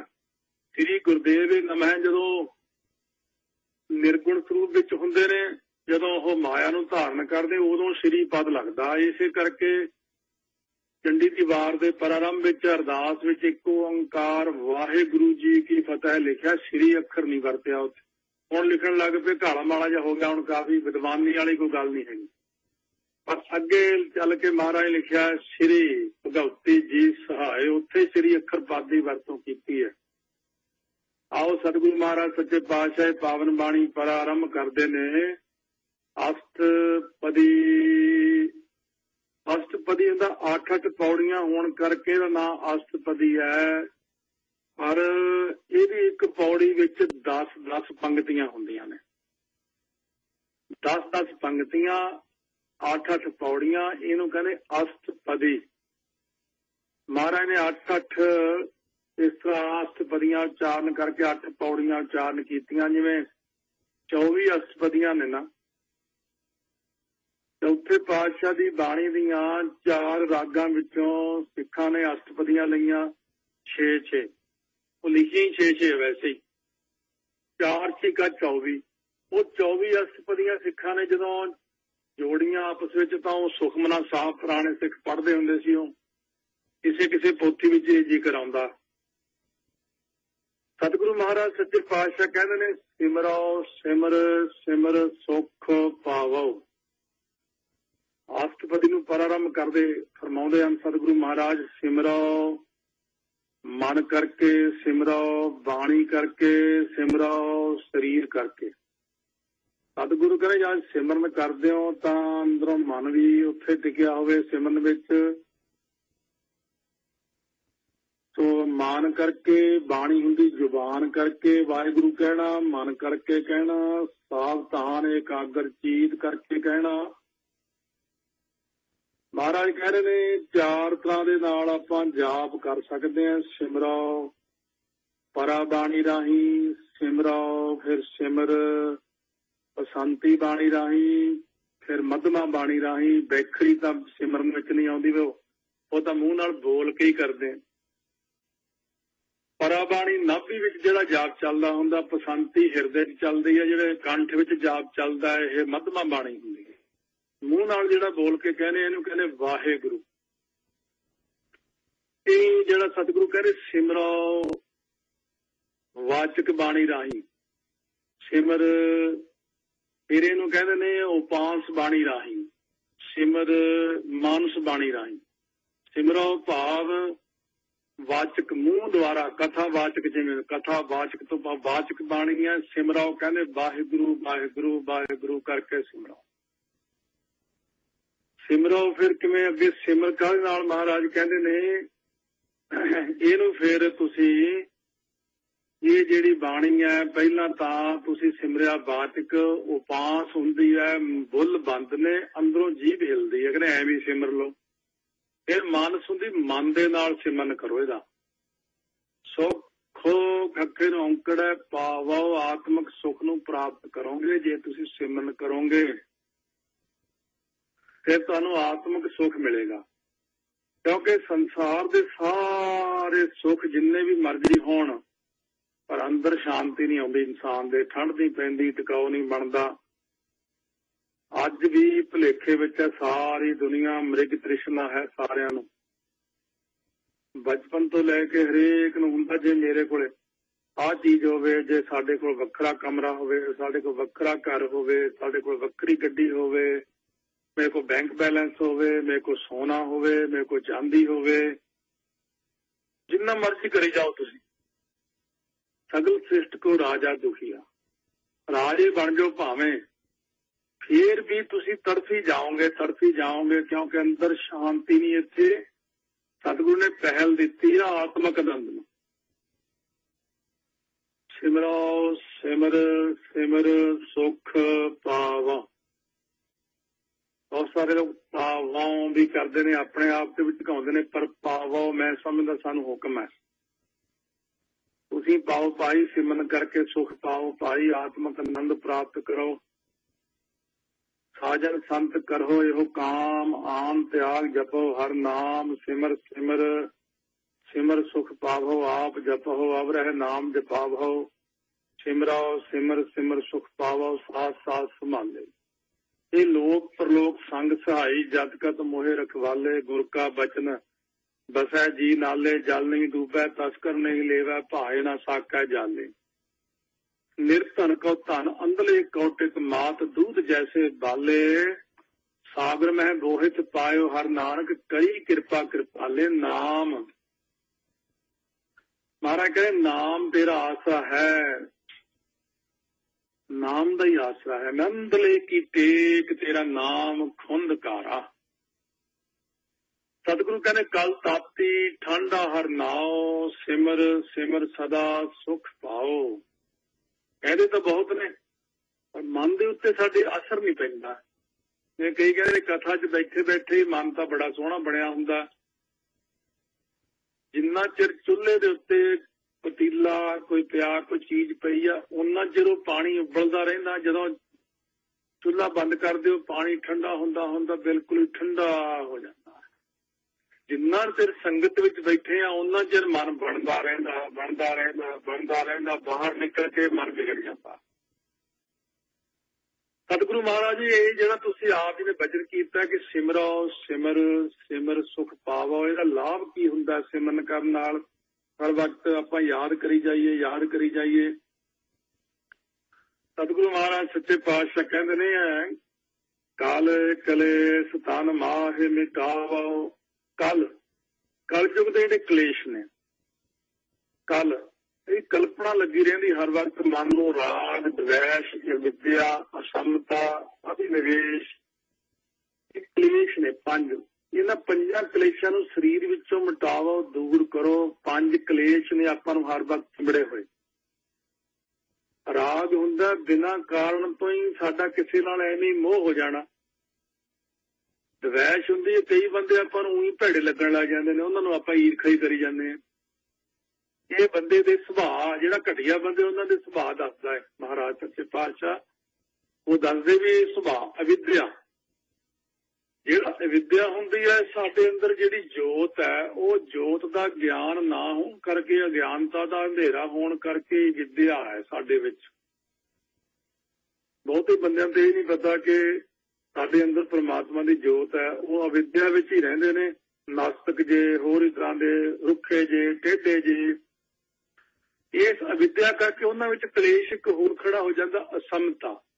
असमता जिहड़ा हुंदा, समता तां हुंदी बराबर दृष्टि, एक जैसा देखना, सब नूं प्यार करना, इस नाल ईर्खा द्वेष नहीं। असमता हुंदी है सारियां नाल औखे भारे ही रहना। कई बंदे देखण आपां भी टेढ़ा जिहा ही रहिंदा, हरेक नाल ही जिंदा ही चलदा है। असमता हुंदी उन्हां बंदियां च। अभिनिवेश हुंदा जिहड़ा गुरु वेद शास्त्र की आग्या तो उल्ट चलना। जे आपां कहे अमर छक ला, मैं तो नहीं छकदा, बाणी पढ़ ला, मैं तो नहीं पढ़दा, सेवा कर ला, मैं नहीं करदा। वो हरेक गल ते ही कही जाणगे मैं नहीं करदा, मैं नहीं करदा, मैं मनदा ही नहीं। इहो जिहे पुठे पासे नूं उल्ट हट हुंदा उन्हां लोकां दा। सतगुरु कहंदे ये पंज तरह दा क्लेश अपने शरीर दे विच ही वसिया होया, राग द्वेष विद्या असमता अभिनिवेश। ये पंज कलेश बिना नाम जपे तो जाते नहीं है शरीर दे विचों। जे आपां नाम जपांगे कि तां नाम मोह नूं कट दिंदा है। जिहड़ा कल आपां ब्रह्म ज्ञान दीयां भूमिकावां शुरू कीतियां सी, शुभ इच्छा मन दे अंदर पैदा हो जानी, मैं भी गुरुद्वारे जावां, मैं भी बाणी पढ़ां, मैं भी अमृत वेले उठां, मैं भी सेवा करां। अंदर एक प्रेरणा निरंकार दी जोत ही दिंदी बंदे नूं। अपने विच पहला कई ओहो जी हुण जिहड़े कदे इधर नूं चले ही नहीं, पर फिर एकदम हौली हौली अंदरों ही प्रेरणा जी होण लग गई। मैं भी हजूर साहब जाना, मैं भी उत्थे जाना, मैं भी यात्रा करनी, मैं भी दाढ़ी केस रख ला। एक शुभ इच्छा जी पैदा होण लग गई। मैं भी पाठ करिया करां, मैं भी चौर साहब करिया करां, इउं पैदा होण लग गई। शुभ विचारना उहदी कल्ले बह के सोचना कित्थों आए, कित्थे जाना है, शरीर की चीज है, आत्मा की है। वो चंगी विचार अंदर चल पैंदी मन दे अंदर। जदों ये दो चीजां तो बाद जिहड़ी है ना, फिर तैनूं मानसा अगली अवस्था है, तैनूं मानसा मन दीयां वासनावां घटनियां शुरू हो जांदियां। ये वो चीज है कि कल कलेश तन माहे मिटावो, मन दीयां वासनावां राग द्वेष विद्या समता विनिवेश सारियां चीजां घटनियां शुरू होईयां। ਇਹਦੇ ਵਿੱਚ ਜਾ ਕੇ ਮਨ ਦੀਆਂ ਵਾਸ਼ਨਾਵਾਂ ਜਿਵੇਂ ਹੁਣ ਵਧੀਆਂ ਹੋਈਆਂ ਆਪਣੀਆਂ ਵਾਸ਼ਨਾ ਵਧਾਵੇ ਜਾਏ। ਇਹ ਇਨਸਾਨ ਵਾਸ਼ਨਾ ਦਾ ਵੱਧਦਾ ਹੀ ਆਉਂਦਾ ਜਾਂਦਾ। ਆਪਣੇ ਜਿੰਨੇ ਇੱਥੇ ਆਪਾਂ ही सारे हैं, शरीर छड़ दिंदे हैं। महाराज कहते ने जदों अंत काल जो लक्ष्मी सिमरै, मंदिर सिमरै, जो मर्जी सिमरे, एक होंदियां गल्लां कईयां कहाइयां सुनियां सुनाइयां, प्रैक्टिकली चीजां साड़ियां देखियां दिखाइयां। अज भी बंदा जिउंदा, भाई प्रेम सिंह एक मोती बाग गुरुद्वारे सेवा करदा, वो साइकिलों का काम भी करदा, ते उहने कोठी बनाई पटियाले नवीं। मैं उदों कथा करदा मोती बाग गुरुद्वारा साहब। हुण वो बड़ा कट्टड़ सिंह सी, जिवें अजकल कई काफी कट्टड़ हुंदे ने, बिना ज्ञान के कट्टड़ हुंदे, उहनूं पता नहीं हुंदा, उही अड़ जांदे हुंदे आ। वो भी ठीक नहीं रहिंदा इन्ना कट्टड़। वो मेरे कोल आया, कहना मैनूं शर्म जी आउंदी गल करदिआं, कई बार मेरे को गल करनी फिर चला जाया करे। हुण वो कथा विच कई गल्लां नूं पुठियां मनदा सी, हुण वो गल ओहदे उत्ते ही आ गई। क्योंकि फिर चल दसदा सही, तड़के 2 बजे आउंदा इशनान कराउण, सारा इशनान कराउणा, प्रकाश कराउण, सेवा कराउणी, अमृतधारी सारा परिवार। कहंदा ऐसा हो गया, पिता जी चढ़ाई करके संस्कार होया, अखंड पाठ साहब सब कुछ हो गया उन्हां दा। पर कहना हुण जदों असीं रात नूं सुत्ते होने, वो आके खड़ जांदे ने, कहना छोटे भरा नाल लम्मे पै जांदे ने। असीं कहा, मैं क्या उठ के कहा, पिता जी तुसीं तां अमृत छकिआ, भी तुसीं सच्चखंड नहीं गए। ਉਹਦਾ ਪਿਤਾ ਕਹਿੰਦਾ ਲੈ ਹੁਣ ਤਾਂ ਮੈਂ ਕੋਠੀ ਬਣਾਈ ਆ ਸਾਰੀ ਜ਼ਿੰਦਗੀ 'ਚ, ਹੁਣੇ ਕੋਠੀ 'ਚੋਂ ਕੱਢਤਾ ਮੈਨੂੰ, ਮੈਂ ਤਾਂ ਕੋਠੀ ਦਾ ਆਨੰਦ ਮਾਣਨਾ, ਮੈਂ ਕੋਠੀ 'ਚ ਰਹੂੰਗਾ ਇੱਥੇ। ਹੁਣ ਉਹ ਡਰਨ ਨਿਆਣੇ ਕਿ ਪਿਤਾ ਜੀ ਦਾ ਚੜਾਈ ਕਰ, ਕੋਈ ਪਿਤਾ ਜੀ ਕੋਲ ਖੜ ਜਾ ਕਰਨ ਆ ਕੇ। ਉਹ ਫਿਰ ਕਹਿੰਦਾ ਹੁਣ ਕੀ ਕਰੀਏ। ਮੈਂ ਕਿਹਾ ਕਿ ਅਖੰਡ ਪਾਠੀ ਤੁਹਾਡੇ ਨੇ ਸੁੱਖ ਨਾਲ, ਇਹ ਕੀ ਆ ਕੰਮ, ਭਲਾ ਨਹੀਂ ਹੋਇਆ ਉਹਦਾ। ਕਿਉਂ ਅਖੰਡ ਪਾਠੀ ਤਾਂ ਬਸ ਇੱਕ ਬਿਜ਼ਨਸ ਜਿਹਾ ਬਣਾਇਆ ਹੁੰਦਾ ਬਹੁਤਿਆਂ ਨੇ, ਕਈ ਮਰਿਆਦਾ ਵਾਲੇ ਸਿੰਘ ਵੀ ਹੈਗੇ ਆ, ਇਹ ਨਹੀਂ ਕਿ ਸਾਰੇ ਮਾੜੇ ਹੁੰਦੇ। ਮੈਂ ਕੋਈ ਮਹਾਂਪੁਰਸ਼ਾਂ ਨੂੰ ਬੇਨਤੀ ਕਰ ਲਿਆ, ਲਾਹੌਰਾਂ ਵਾਲੇ ਸੰਤਾਂ ਨੂੰ ਬੇਨਤੀ ਅਸੀਂ ਕਰਤੀ ਵੀ ਏਦਾਂ ਏਦਾਂ ਗੱਲ ਹੋ ਗਈ ਵੀ ਪਾਠੀ ਸਾਰੇ ਚੰਗੇ ਚੰਗੇ ਵਧੀਆ ਜੀਵਨ ਵਾਲੇ ਭੇਜੋ, ਅਖੰਡ ਪਾਠ ਸਾਹਿਬ ਜਪਜੀ ਸਾਹਿਬ ਰੱਖ ਕੇ ਚੰਗੀ ਤਰ੍ਹਾਂ ਇਸੀ ਇਸ਼ਨਾਨ ਵਿੱਚ ਸਾਰੇ ਪਾਠੀਆਂ ਨੇ ਕਰਨਾ। ਜਦੋਂ ਲੱਗਣਾ, ਜਦੋਂ ਜੇ ਬਾਥਰੂਮ ਜਾਇਆ ਤਾਂ ਵੀ ਕਿਸੇ ਨਹਾਉਣਾ, ਇੰਨੀ ਸਖਤੀ ਨਾਲ ਪਾਠ ਕਰਵਾਇਆ। ਭਾਈ ਸਾਹਿਬ ਭਾਈ ਰਣਧੀਰ ਸਿੰਘ ਦੇ ਵੀ ਸਮੇਂ ਦੀ ਸਾਖੀ ਬੁਰਹਾਨਪੁਰ ਦੀ ਆਉਂਦੀ ਆ। ਬਾਬਾ ਚੇਤ ਸਿੰਘ ਜੀ, ਬਾਬਾ ਮਿੱਤ ਸਿੰਘ ਜੀ ਤਾਂ ਹਜ਼ੂਰ ਸਾਹਿਬ ਜਾ ਰਹੇ ਸੀ, ਉਦੋਂ ਵੀ ਇਹ ਸਾਖੀ ਇਸ ਤਰ੍ਹਾਂ ਵਰਤੀ। ਸਭ ਨੂੰ ਪਤਾ ਹੈ ਕਿ ਪਾਠੀ ਸਿੰਘ ਦਾ ਕੋਈ ਛਿੱਟਾ ਪੈ ਗਿਆ ਸੀ ਸ਼ਾਹਵਾਦਕ ਦਾ, ਤੇ ਉਹ ਕੱਪੜਿਆਂ ਤੇ ਉਹਦੇ ਕਰਕੇ ਉਹ ਪਾਠ ਸੰਪੂਰਨ ਨਹੀਂ ਸੀ ਹੋਇਆ। ਫਿਰ ਪੂਰੀ ਮਰਿਆਦਾ ਨਾਲ ਪਾਠ ਕਰਵਾਇਆ ਤੇ ਉਸ ਤੋਂ ਬਾਅਦ ਫਿਰ ਚਲਿਆ ਗਿਆ, ਫਿਰ ਨਹੀਂ ਆਇਆ ਮੁੜ ਕੇ। ਕਿਉਂਕਿ ਵਾਸ਼ਨਾ ਬੱਧਾ ਆਵੇ ਜਾਏ, ਜਦੋਂ ਵੀ ਸਾਡੀ ਵਾਸ਼ਨਾ ਪਿੱਛੇ ਨੂੰ ਮੁੜ ਆਉਂਦੀ ਤਾਂ ਅਸੀਂ ਵਾਪਸ ਆ ਜਾਂਦੇ। ਇਸੇ ਕਰਕੇ ਕਿਹਾ ਕਿ ਸ਼ਬਦ ਅਤੇ ਸੁਰਤ ਦਾ ਮਿਲਾਪ ਰੱਖੋ। ਸ਼ਬਦ ਬੰਦੇ ਨੂੰ ਸੱਚਖੰਡ ਲੈ ਜਾਂਦਾ ਜੇ ਸੁਰਤੀ ਨਾਲ ਜੁੜੀ ਹੋਵੇ ਤਾਂ। ਹੁਣ ਆਪਣੀ ਸ਼ਬਦ ਵਿੱਚ ਸੁਰਤੀ ਜੁੜਦੀ ਨਹੀਂ, ਪਦਾਰਥਾਂ ਵਿੱਚ ਜੁੜਦੀ ਆ, ਕਿਸੇ ਦੀ ਕਿਤੇ ਜੁੜਦੀ ਆ। ਬੜੇ ਲੋਕ ਤੁਰੇ ਫਿਰਦੇ ਆ, ਕਿਉਂ ਸਾਡਾ ਮਹਿਕਮਾ, ਡਾਕਟਰ ਨੂੰ ਸਾਰਾ ਕੁਝ ਪਤਾ ਹੁੰਦਾ, ਆਮ ਬੰਦੇ ਕੋਲੇ ਜੀਵਨ 'ਚ ਘਟਨਾ ਘਟੀਆਂ ਨਹੀਂ ਹੁੰਦੀਆਂ। ਬਹੁਤ ਲੋਕ ਕਹਿੰਦੇ ਆ, ਕਿਉਂਕਿ ਮੈਂ ਤਾਂ ਇਸ ਗੱਲ ਨੂੰ ਸੱਚ ਮੰਨਦਾ ਕਿ ਆਤਮਾ ਤਾਂ ਸਾਡੀ ਫਿਰ ਇੱਥੇ ਤੁਰੀ ਫਿਰਦੀ ਹੁੰਦੀ ਆ। ਪਹਿਲਾਂ ਤਾਂ ਸਾਰੀ ਜ਼ਿੰਦਗੀ ਕੋਈ ਚਾਹੀਦਾ ਕੰਮ ਨਹੀਂ ਕਰਨਾ, ਬਾਅਦ 'ਚ ਇਹਨੇ ਪਾਠੀ ਸਿੰਘ ਨੂੰ ਕਹਿਣਗੇ 2-3 ਵਾਰੀ ਕਹਿ ਦਿਓ ਵੀ ਚਰਨਾਂ 'ਚ ਨਿਵਾਸ ਬਖਸ਼ੋ, ਕਿਵੇਂ ਕਿਵੇਂ ਹੋ ਜਾਊਗਾ। ਮਹਾਰਾਜ ਕਹਿੰਦੇ ਨੇ ਆਪਣ ਹੱਥੀਂ ਆਪਣਾ ਆਪੇ ਹੀ ਕਾਜ ਸਵਾਰੀਆ, ਜਿਉਂਦੇ ਜੀ ਆਪਣਾ ਕੰਮ ਸਵਾਰਨਾ ਸੀ, ਤੁਸੀਂ ਤਾਂ ਮਰਨ ਤੋਂ ਬਾਅਦ ਕਹਿੰਦੇ ਹੁਣ ਸੱਚਖੰਡ ਵਾਸੀ ਬਣ ਗਿਆ। ਤਾਂ ਸਤਿਗੁਰੂ ਕਹਿੰਦੇ ਨੇ ਬਾਣੀ ਨਾਲ ਸਿਮਰੋ, ਸਿਮਰ ਸਿਮਰ ਸੁਖ ਪਾਵੋ। ਫਿਰ ਅੰਦਰ ਜਿਹੜੇ ਕੱਲ ਕਲੇਸ਼ ਨੇ, ਸਾਡੇ ਤਨ ਮਾਹੇ ਨੇ, ਸਰੀਰ ਦੇ ਵਿੱਚ ਨੇ, ਇਹਨਾਂ ਨੂੰ ਮਿਟਾਵੋ। ਇਹ ਦਾਗ ਨੇ ਅੰਦਰ ਸਾਡੇ, ਪਾਪ ਨੇ, ਇਹ ਸਾਰਿਆਂ ਨੂੰ ਕਿਵੇਂ ਮਿਟਾਉਣਾ? ਵਾਹਿਗੁਰੂ ਵਾਹਿਗੁਰੂ। ਉਹ ਵੀ ਨਾਲ ਜੁੜ ਕੇ ਅੰਦਰ ਧਿਆਨ ਧਰ ਕੇ, ਵਿਆਪਕ ਦਾ ਧਿਆਨ ਧਰ ਕੇ, ਈਂਧਨ ਕੀਤੋ ਮੂੰਹ ਘਣੋ, ਘੋਰੀ ਦਿੱਤੀ ਮੋ ਭਾਹੇ।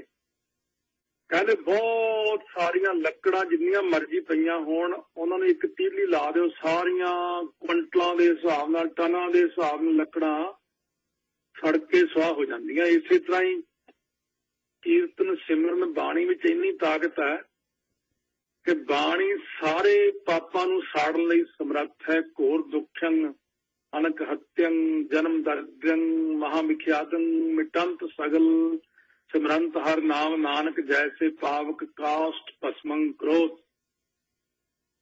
जिवें लकड़ा सड़ जांदियां ना ऐसे तरह विश्वास करो जिहड़ी आत्मक ज्ञान कथा भरी आ उहदे विच सारियां चीज़ां दस्सियां क्लीयर करके कि साडे अंदर जिहड़े कर्म हुंदे ने पहला असीं रोज नित कर्म कर्म भी कई तरह के नित कर्म निमित्त कर्म बुरा कर्म भी करते हैं कई प्रकार के कर्म करते हैं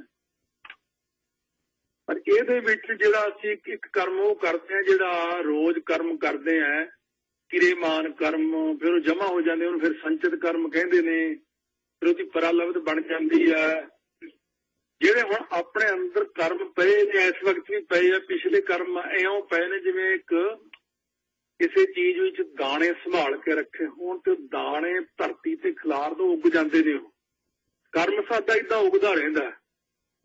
ब्रह्म ज्ञान की चीज है ब्रह्म ज्ञान यही है ब्रह्म का प्रकाश जो अंदर हो जाता तो जिहड़े कर्म पिछले जिन्ने पे ने वो सारियां नूं ये ब्रह्म अग्नि साड़ दिंदी है। किवें साड़ दिंदी है जिवें कि मिट्टी के बर्तन विच कुज्जा कहते जिन्हों जां वैसे भी अजकल भांडा ले कुकर दे विच तुसीं कणक के दाणे पा के गैस ते रख दिओ सारे सड़ जाणगे। ते जिहड़े मक्की के दाणे ये भी पॉपकार्न जे बन गए बीज के देखो फिर नहीं उगते। इसे तरह सिमरन करन नाल पाठ करन नाल साडे कर्म जिहड़े ने अंदर सड़ जाते ने। अज इहदी परालब्ध बन गई वो भोगनी पैंदी वो तो ब्रह्म ज्ञानी तक भी महाराज कहते भोगनी पऊगी। इस करके असीं वो पाठ तां इन्ना करते हैं कि सिमरन तां करते हैं कि महाराज साडे अंदरों ये कला कलेश खत्म हो जाना। लड़ाइयां घरां दीयां कला कलेश ही हो की कला कल्पना कलंक महाराज फिर किहदा सिमरन करिए आप जी ने तो इन्ना ही इशारा किया कि सिमरो सिमर सिमर सुख पावो सिमरो जास विश्वंग भर एक विश्वंग भर विश्व हुंदा संसार संसार दे भरन वाला पालन वाला जो सब नूं रोटी देण वाला एक वाहिगुरु है। कहते ओहदे जास जस नूं सिमरना करो ओहदा जस करया करो ओहदा मूल मंत्र करया करो। जाप साहब दा पाठ जे ज्यादा करन चंगा गोबिंदे मुकंदे उदारे अपारे हरियं करियं नामे अकामे कहण दी गल्लां अड्ड हुंदी करके देखण दी होर चीज़ां हुंदियां ने। प्रैक्टिकली लाइफ कदे तुहानूं इउं लग्गिआ कि शरीर भारा भारा जिहा अज कुछ गड़बड़ जी लगदी है सेहत उत्ते हो जाती है। गोबिंदे मुकंदे एक माला कर लो चाचरी छंत वै प्रसाद हर वार नाल कहना। कीर्तन वालियां नूं चलो छोट हुंदी भी उन्होंने बार बार जपना। इस करके गोबिंदे मुकंदे उदारे अपारे हरियं करियं नामे कामे करी जाओ। अजकल आ थोड़े कोल जिहड़ा सुंदर गुटका सारे कोल आईफोन है इहदे ज्यादा लगे ना कोई महसूस जिहा होवे कोई ठीक जिहा नहीं काम लगता तो शास्त्रनाम वाला पढ़ लो एक बारी इको बार बहुत है पढ़ी हुई। जिहड़ा रोज शास्त्रनाम वाला करदा उहनूं सतगुरु महाराज ने कहता भी फिर आउंदा नहीं जमण मरण च नहीं आउंदा। चंडी दी बात च कहता फिर ना जूनी आया जिहने गाया। फिर सतगुरु महाराज जिहड़ी बाणी बख्शिश कीती उहदे विच ही एक भगवती स्तोत्र है हजूर साहब वाला दो लिखे हुए वो पढ़ लो। किन्नी बार अमृत वेले नेरा जदों सवेरे सूरज मल किरणां दे चढ़न तो पहला थोड़ा थोड़ा दसवीं की बाणी देखो बहुती नहीं पढ़नी पैंदी 5 बार बस बहुत है। 5 बार विच ही तुहानूं दिख जाऊगा भी की हो गया है। 11 बारी पढ़ लो तो की कहने। एक वो चाहुंदा अथ चंडी चरित्र उस वर्णन संप्रिया छंद भरे जोगणी पत्र 64 चारण चली ठाम ठामन डगारन डगारन काले किते आती व्याती हो जाए ना शरीर के उत्ते 11 बारी पाठ करना चाहता। महाराज ने कहा कि मैं ऐसी गिफ्ट दे रहा कलयुग दे विच बहुत बाणी ना पढ़ी जाएगी 10वीं की बाणी कोई एक बार भी पढ़ लऊगा वो भी कृपा हो जाएगी। वो भी पाप है कट देंगे जिवें कटर चलता बड़े पाप कटते हैं। मैं प्रैक्टिकली लाइफ में बोल रहा तो कहण वाले जो मर्जी कही जान उन्होंने तो एक दुश्मनी कढ़नी है निशाना उन्होंने होर तरह रखा होया। वो तो एक जर्नल ने अपनी किताब पहले ही लिखता सीगा ब्लू स्टार तो बाद भी जे हुण भी सिख कौम ना सीधी हुई फिर 10वीं का पत्ता खेडांगे इन्हां दे नाल। ਐਸੀ ਲੜਾਈ ਪਾਵਾਂਗੇ ਕੌਮ ਦੇ ਵਿੱਚ, ਲੜਾਈ ਠੰਡੀ ਨਾ ਹੋਵੇ ਨਹੀਂ ਕਦੇ। 14 ਵਿਦਵਾਨ ਅਸੀਂ ਇਹਨਾਂ ਦੇ ਖਰੀਦੇ ਹੋਏ ਨੇ, ਬਾਕੀ ਖਰੀਦ ਲਾਂਗੇ। ਇਹ ਤਾਂ ਮੈਨੂੰ ਪਹਿਲਾਂ ਦਾ ਹੀ ਪਤਾ ਵੀ ਇਹ ਰੌਲਾ ਪੈਣਾ। ਮਹਾਂਪੁਰਖ ਬਾਬਾ ਗੁਰਬਚਨ ਸਿੰਘ ਜੀ ਖਾਲਸਾ ਨੇ ਇਹ ਬਚਨ, ਰਾਗੀ ਗੁਰਬਖਸ਼ ਸਿੰਘ ਉਹਦਾ ਨਾਮ ਰਿਹਾ, ਹੁਣ ਵੀ ਫਤਿਹਗੜ੍ਹ ਸਾਹਿਬ ਸ਼੍ਰੋਮਣੀ ਕਮੇਟੀ ਚ ਰਾਗੀ ਸਿੰਘ ਆ, ਸੂਰਮਾ। ਦੇਖੋ ਉਹਨਾਂ ਨੂੰ 50-60 ਸਾਲ ਪਹਿਲਾਂ ਕਹਿ ਗਏ ਸੀ ਵੀ ਦਸਮ ਦਾ ਰੌਲਾ ਪਊਗਾ, ਤਕੜੇ ਹੋ ਕੇ ਰਹੋ, ਡਟ ਕੇ ਮੁਕਾਬਲਾ ਕਰਨਾ। ਉਹ ਕਹਿੰਦਾ ਮੈਂ ਸੋਚਿਆ ਕਦੋਂ ਰੌਲਾ ਪਊ, ਕਦੋਂ, ਕਹਿੰਦਾ ਹੁਣ ਆ ਕੇ ਰੌਲਾ ਪਿਆ, ਹੁਣ ਪਤਾ ਲੱਗਿਆ ਉਹਨਾਂ ਦੇ ਬਚਨਾਂ ਦਾ। ਇਸ ਕਰਕੇ ਆਏ ਕਿ ਇਹ ਤੇ ਦੁਸ਼ਮਣ ਦੀ ਇੱਕ ਚਾਲ ਹੁੰਦੀ, ਉਹਨੇ ਇੱਕ ਤੀਰ ਛੱਡ ਦੇਣਾ ਆਪਣੇ ਤੇ, ਆਪਾਂ ਉਲਝ ਜਾਣਾ। ਆਪਾਂ ਸਿਆਣੇ ਨਹੀਂ ਹੈਗੇ, ਸਿਆਣੇ ਸਿੱਖ ਸਮਝ ਜਾਂਦੇ ਨੇ ਵੀ ਇਹ ਕੀ ਕਹਿ ਰਿਹਾ, ਪਰ ਅਣਜਾਣ ਬੰਦੇ ਉਹ ਉਲਝ ਜਾਂਦੇ ਨੇ, ਕਈ ਤਰ੍ਹਾਂ ਦੀਆਂ ਗੱਲਾਂ ਕਰਦੇ ਨੇ। ਕਿਉਂਕਿ ਮੇਰੀ ਲਾਈਨ ਆ, ਮੈਨੂੰ ਪਤਾ, ਮੈਂ ਸਾਰਾ ਕੁਝ ਦੇਖਿਆ ਹੋਇਆ, ਕਿੱਥੋਂ ਕੌਣ ਕੀ ਛੱਡਦਾ ਇਹ ਸਾਨੂੰ ਤਾਂ ਪਤਾ। ਪਰ ਉਹ ਤੁਹਾਨੂੰ ਮੈਂ ਓਪਨਲੀ ਕਈ ਗੱਲਾਂ ਦੱਸ ਨਹੀਂ ਸਕਦਾ, ਸਮਝਾ ਨਹੀਂ ਸਕਦਾ। ਫਿਰ ਮੇਰੇ ਇਸ਼ਾਰੇ ਨੂੰ ਸਮਝ ਲਿਆ ਕਰੋ ਵੀ ਇਹ ਗੱਲ ਕੁਛ ਹੋ ਰਹੀ ਹੈ, ਉਹ ਸਹੀ ਨਹੀਂ ਕਹਿ ਰਹੇ। ਇਸ ਕਰਕੇ ਮੈਂ ਬੇਨਤੀ ਕਰਾਂ, ਜਿਨ੍ਹਾਂ ਦੇ ਘਰਾਂ ਵਿੱਚ ਬਹੁਤ ਕੁਛ ਹੈ, ਮੇਰੀ ਕਹਿੰਦੇ ਸਾਡੇ ਘਰ ਚ ਏਦਾਂ ਲੱਗਦਾ, ਏਦਾਂ ਕਿਉਂਕਿ ਸੁੱਤੇ ਪਿਆ ਡਰ ਲੱਗਦਾ, ਕੋਈ ਸੁਪਨੇ ਬੜੇ ਭੈੜੇ ਆਉਂਦੇ, ਮੈਨੂੰ ਆਹ ਹੁੰਦਾ। ਇੱਕ ਵਾਰੀ ਸਿਰਫ ਰੋਜ਼ ਸ਼ਾਸਤਰਨਾਮ ਵਾਲਾ ਪੜ੍ਹ ਲਓ। ਸ਼ਾਸਤਰਨਾਮ ਵਾਲਾ ਮੈਂ ਤਾਕਤ ਦੱਸਦਾ ਕਿੰਨੀ ਆ। ਪਹਿਲੀਆਂ 27 ਪੌੜੀਆਂ ਇਹਦੀਆਂ ਮਰਿਆਦਾ ਨਾਲ, ਜਿਵੇਂ ਮਰਿਆਦਾ ਇਹਦੀ ਹੈਗੀ ਜੇ 1.25 ਲੱਖ ਪਾਠ ਕੋਈ ਕਰ ਦੇਵੇ ਨਾ, ਕੋਈ ਕਰਨਾ ਨਹੀਂ ਤੁਸੀਂ, ਮੈਂ ਵੈਸੇ ਹੀ ਕਹਿ ਰਿਹਾ, ਕਿਉਂਕਿ ਫਿਰ ਉਹ ਸੰਭਲਦਾ ਨਹੀਂ ਕੰਮ। ਇਹ ਜਿਹੜੇ ਜਿੱਦ ਵਸਤਰ ਹੁੰਦੇ ਨੇ, ਹੱਥ ਕਰਕੇ ਹੱਥ 'ਚ ਹੀ ਆ ਜਾਂਦੇ ਨੇ, ਇਹ ਪ੍ਰਗਟ ਹੋ ਜਾਂਦੇ ਇਹਦੇ ਨਾਲ।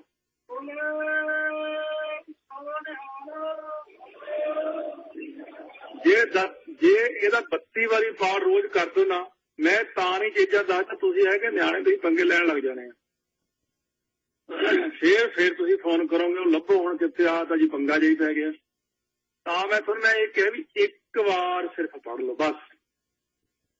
ਸਰਬਲੋ ਪ੍ਰਕਾਸ਼ ਦਾ ਦੋ ਦੋਹਰੇ ਹੈ, ਦੋਹਰਾ ਰੇ ਮਨ ਭਾਈ ਤੂੰ ਸਾਰ ਦਾ ਜਾ ਸਮਾਂ ਨਾ ਕੋਏ, ਜੇ ਸਿਮਰਤ ਕਿਲਵੇ ਨਸੇ ਅੰਤ ਪਰਮਗਤ ਹੋਏ, ਦੋਹਰਾ ਨਰਕ ਨਿਵਾਰਨ ਜਗਤ ਗੁਰ ਮੋਹਨ ਸਕਲ ਸੰਸਾਰ, ਰਿਜਕ ਦੇਣ ਸਭ ਜਗਤ ਦਾ ਜਸ ਪੂਰਨ ਭੰਡਾਰੇ। ਦੋ ਦੋਹਰੇ ਹੀ ਨਹੀਂ ਮਾਣ ਹੈ।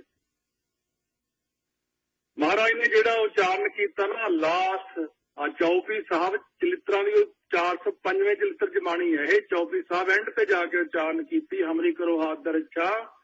ਇਹਦੇ ਚ ਇੱਕ ਦੋਹਰਾ ਆਉਂਦਾ, ਮਹਾਕਾਲ ਕੀ ਸਰਨ ਪਰੇ ਸੋ ਲਏ ਬਚਾਇਆ, ਔਰ ਨਾ ਉਪਜਿਆ ਦੂਸਰ ਜਗ ਪੱਛੋ ਸਭੈ ਖਾਏ। ਮਹਾਕਾਲ ਕੀ ਜੇ ਸਰਨ ਪਰੇ, ਜੱਜਾ ਲਾ ਕੇ ਐਡੇ ਤਜਰਬੇ ਆ। ਜੇ ਕੋਈ ਕਹਿ ਦੇ ਨਾ ਤੇਰੀ ਉਮਰ ਘੱਟ ਆ, ਜੇ ਕੋਈ ਕਹਿ ਦੇ ਨਾ ਤੇਰੇ ਤੇ ਐਂ ਗੱਲ ਆ, ਤੇ ਕਿੱਦਾਂ ਦੀ ਵੀ ਗੱਲ ਹੋਵੇ, ਮਹਾਕਾਲ ਕੀ ਜੇ ਸਰਨ ਪਰੇ, ਅਕਾਲ ਪੁਰਖ ਕਿਤੇ ਕੋਈ ਸ਼ਰਨ ਪੈ ਜੇ। ਤੋ ਜੇ ਪੂਜਾ ਸਕੇਤ ਕੀ ਨਿਤ ਪ੍ਰਭ ਕਰਿਆ ਬਨਾਏ, ਤਿੰਨ ਪ੍ਰਭ ਨੂੰ ਹਾਥ ਦਾ ਅਸ ਸੁਝਲੇ ਇੱਕ ਬਚਾਏ। ਹਜੂਰ ਸਾਹਿਬ ਨਗੀਨਾ ਘਾਟ ਨਿਸ਼ਾਨ ਸਾਹਿਬ ਦੇ ਉੱਤੇ ਲਿਖਿਆ ਹੈ। ਇੰਨਾ ਹੀ ਪੜ੍ਹਨ ਨਾਲ ਇੰਨੀ ਸੇਫਟੀ ਹੁੰਦੀ, ਇੰਨੀ ਰੱਖਿਆ ਹੁੰਦੀ ਹੈ। ਮੁਕਤ ਮਾਰਗ ਗ੍ਰੰਥ ਵਿੱਚ ਮਹਾਰਾਜ ਨੇ ਬਚਨ ਲਿਖਿਆ ਹੋਇਆ, ਜੇ ਕੋਈ ਤੁਰਨਾ ਘਰੋਂ, ਸਿੰਘਾਂ ਨੇ ਉਦੋਂ ਪੁੱਛਿਆ, ਉਦੋਂ ਜੰਗਲਾਂ ਵਿੱਚ ਲੰਘਦੇ ਹੁੰਦੇ ਸੀ ਤੁਰ ਕੇ। ਮੈਂ ਤੁਰਨ ਵੇਲੇ ਫਿਰ ਘੋੜਿਆਂ ਤੇ ਜਾਣਾ, ਹੋਰ ਜਾ, ਰਸਤੇ ਵਿੱਚ ਕਈ ਤਰ੍ਹਾਂ ਦੀਆਂ ਰੁਕਾਵਟਾਂ ਆਉਂਦੀਆਂ। ਮਹਾਰਾਜ ਸੱਚੇ ਪਾਤਸ਼ਾਹ ਕਹਿਣ ਲੱਗੇ, ਇੱਕ ਓਂਕਾਰ ਸਤਨਾਮ ਤੋਂ ਲੈ ਕੇ ਗੁਰਪ੍ਰਸਾਦ ਤੱਕ ਪੜ੍ਹ ਕੇ, ਸਤਨਾਮ ਲੈ ਪੁਰਖ ਪਛਾਨੈ, ਸਤਨਾਮ ਲੈ ਬਚਨ ਪ੍ਰਮਾਨੈ, ਸਤਨਾਮ ਲੈ ਮਾਰਗ ਚਲੇ, ਤਾਂ ਕੋ ਕਾਲ ਨਾ ਕਬੂ ਦਲੇ। ਜਿਨ੍ਹਾਂ ਦੇ ਜ਼ਿਆਦਾ ਐਕਸੀਡੈਂਟ ਹੁੰਦੇ ਆ ਪੜ੍ਹ ਕੇ ਦੇਖ ਲਓ, ਇੰਨੀ ਸੇਫਟੀ ਹੈ ਇਹਦੇ ਵਿੱਚ। ਤਾਂ ਮੁਕਤ ਮਾਰਗ 'ਚ ਇੰਨਾ ਲਿਖਿਆ, ਜੇ ਕੋਈ ਬੰਦਾ ਇਹਨੂੰ ਹਰ ਟਾਈਮ ਕਰਦਾ ਰਹੇ ਨਾ, ਉਹ ਦਿਖਣੋਂ ਹੀ ਹਟ ਜਾਂਦਾ, ਦੁਸ਼ਮਣ ਨੂੰ ਨਜ਼ਰ ਹੀ ਨਹੀਂ ਆਉਂਦਾ। ਦਿੱਤੀ ਉਹ ਜਿਹੜੀ ਚੀਜ਼ ਦਿੱਤੀ ਆ, ਉਹ ਦੁਸ਼ਮਣ ਨੇ ਉਹ ਚੀਜ਼ ਨੂੰ ਪੜ੍ਹ ਲਿਆ, ਪੜ੍ਹ ਕੇ ਤੇ ਉਹਨਾਂ ਦੇਖਿਆ ਵੀ ਇਹਨਾਂ ਨੂੰ ਜੇ ਸਮਝ ਲੱਗ ਗਈ ਨਾ ਇਹਦੀ, ਇਹ ਪੜ੍ਹ ਗਏ ਤੇ ਇਹ ਗਾਹਾਂ ਲੰਘ ਜਾਣਗੇ। ਇਹਨਾਂ ਨੂੰ ਪਹਿਲਾਂ ਹੀ ਕਹਿ ਦੋ ਇਹ ਪਾਠ ਨਹੀਂ, ਇਹ ਬਾਣੀ ਨਹੀਂ, ਏਦਾਂ ਨਹੀਂ। ਸਾਨੂੰ ਤਾਂ ਪਤਾ ਉਹ ਸਾਨੂੰ ਟਰਕਾ ਰਹੇ ਨੇ, ਤੁਹਾਨੂੰ ਇਹ ਕਹਿ ਰਹੇ ਨਾ ਪੜ੍ਹੋ ਵੀ ਕਿਤੇ ਪਾਵਰ ਨਾ ਵੱਧ ਜੇ, ਕਿਤੇ ਇਹਨਾਂ ਦੇ ਵਿੱਚੋਂ ਵੀਰ ਰਸ ਨਾ ਆ ਜੇ ਖਾਲਸੇ ਵਾਲਾ। ਪਰ ਤੁਸੀਂ ਜਾਗਰਤੀ ਨਹੀਂ ਹੁੰਦੀ, ਤੁਸੀਂ ਬਸ ਲਕੀਰ ਦੇ ਫਕੀਰ ਹੋ, ਜਿਵੇਂ ਕੋਈ ਕਹਿ ਨਾ ਉਵੇਂ ਮੰਨ ਲਓ, ਜਿਵੇਂ ਕੋਈ ਕਹਿ ਨਾ ਮੰਨ। ਉਹਦਾ ਰਿਜ਼ਲਟ ਆਊਟ ਹੋਊਗਾ ਤੁਹਾਡੇ ਸਾਹਮਣੇ। ਜਿੰਨੀਆਂ ਗੱਲਾਂ ਗਲਤ ਕੀਤੀਆਂ ਸਾਰੀਆਂ ਦਾ ਰਿਜ਼ਲਟ ਸਾਰੇ ਪੰਥ ਮੋਹਰੇ ਆਊਗਾ, ਸਾਰੇ ਰੋਣਗੇ, ਦੇਖਿਓ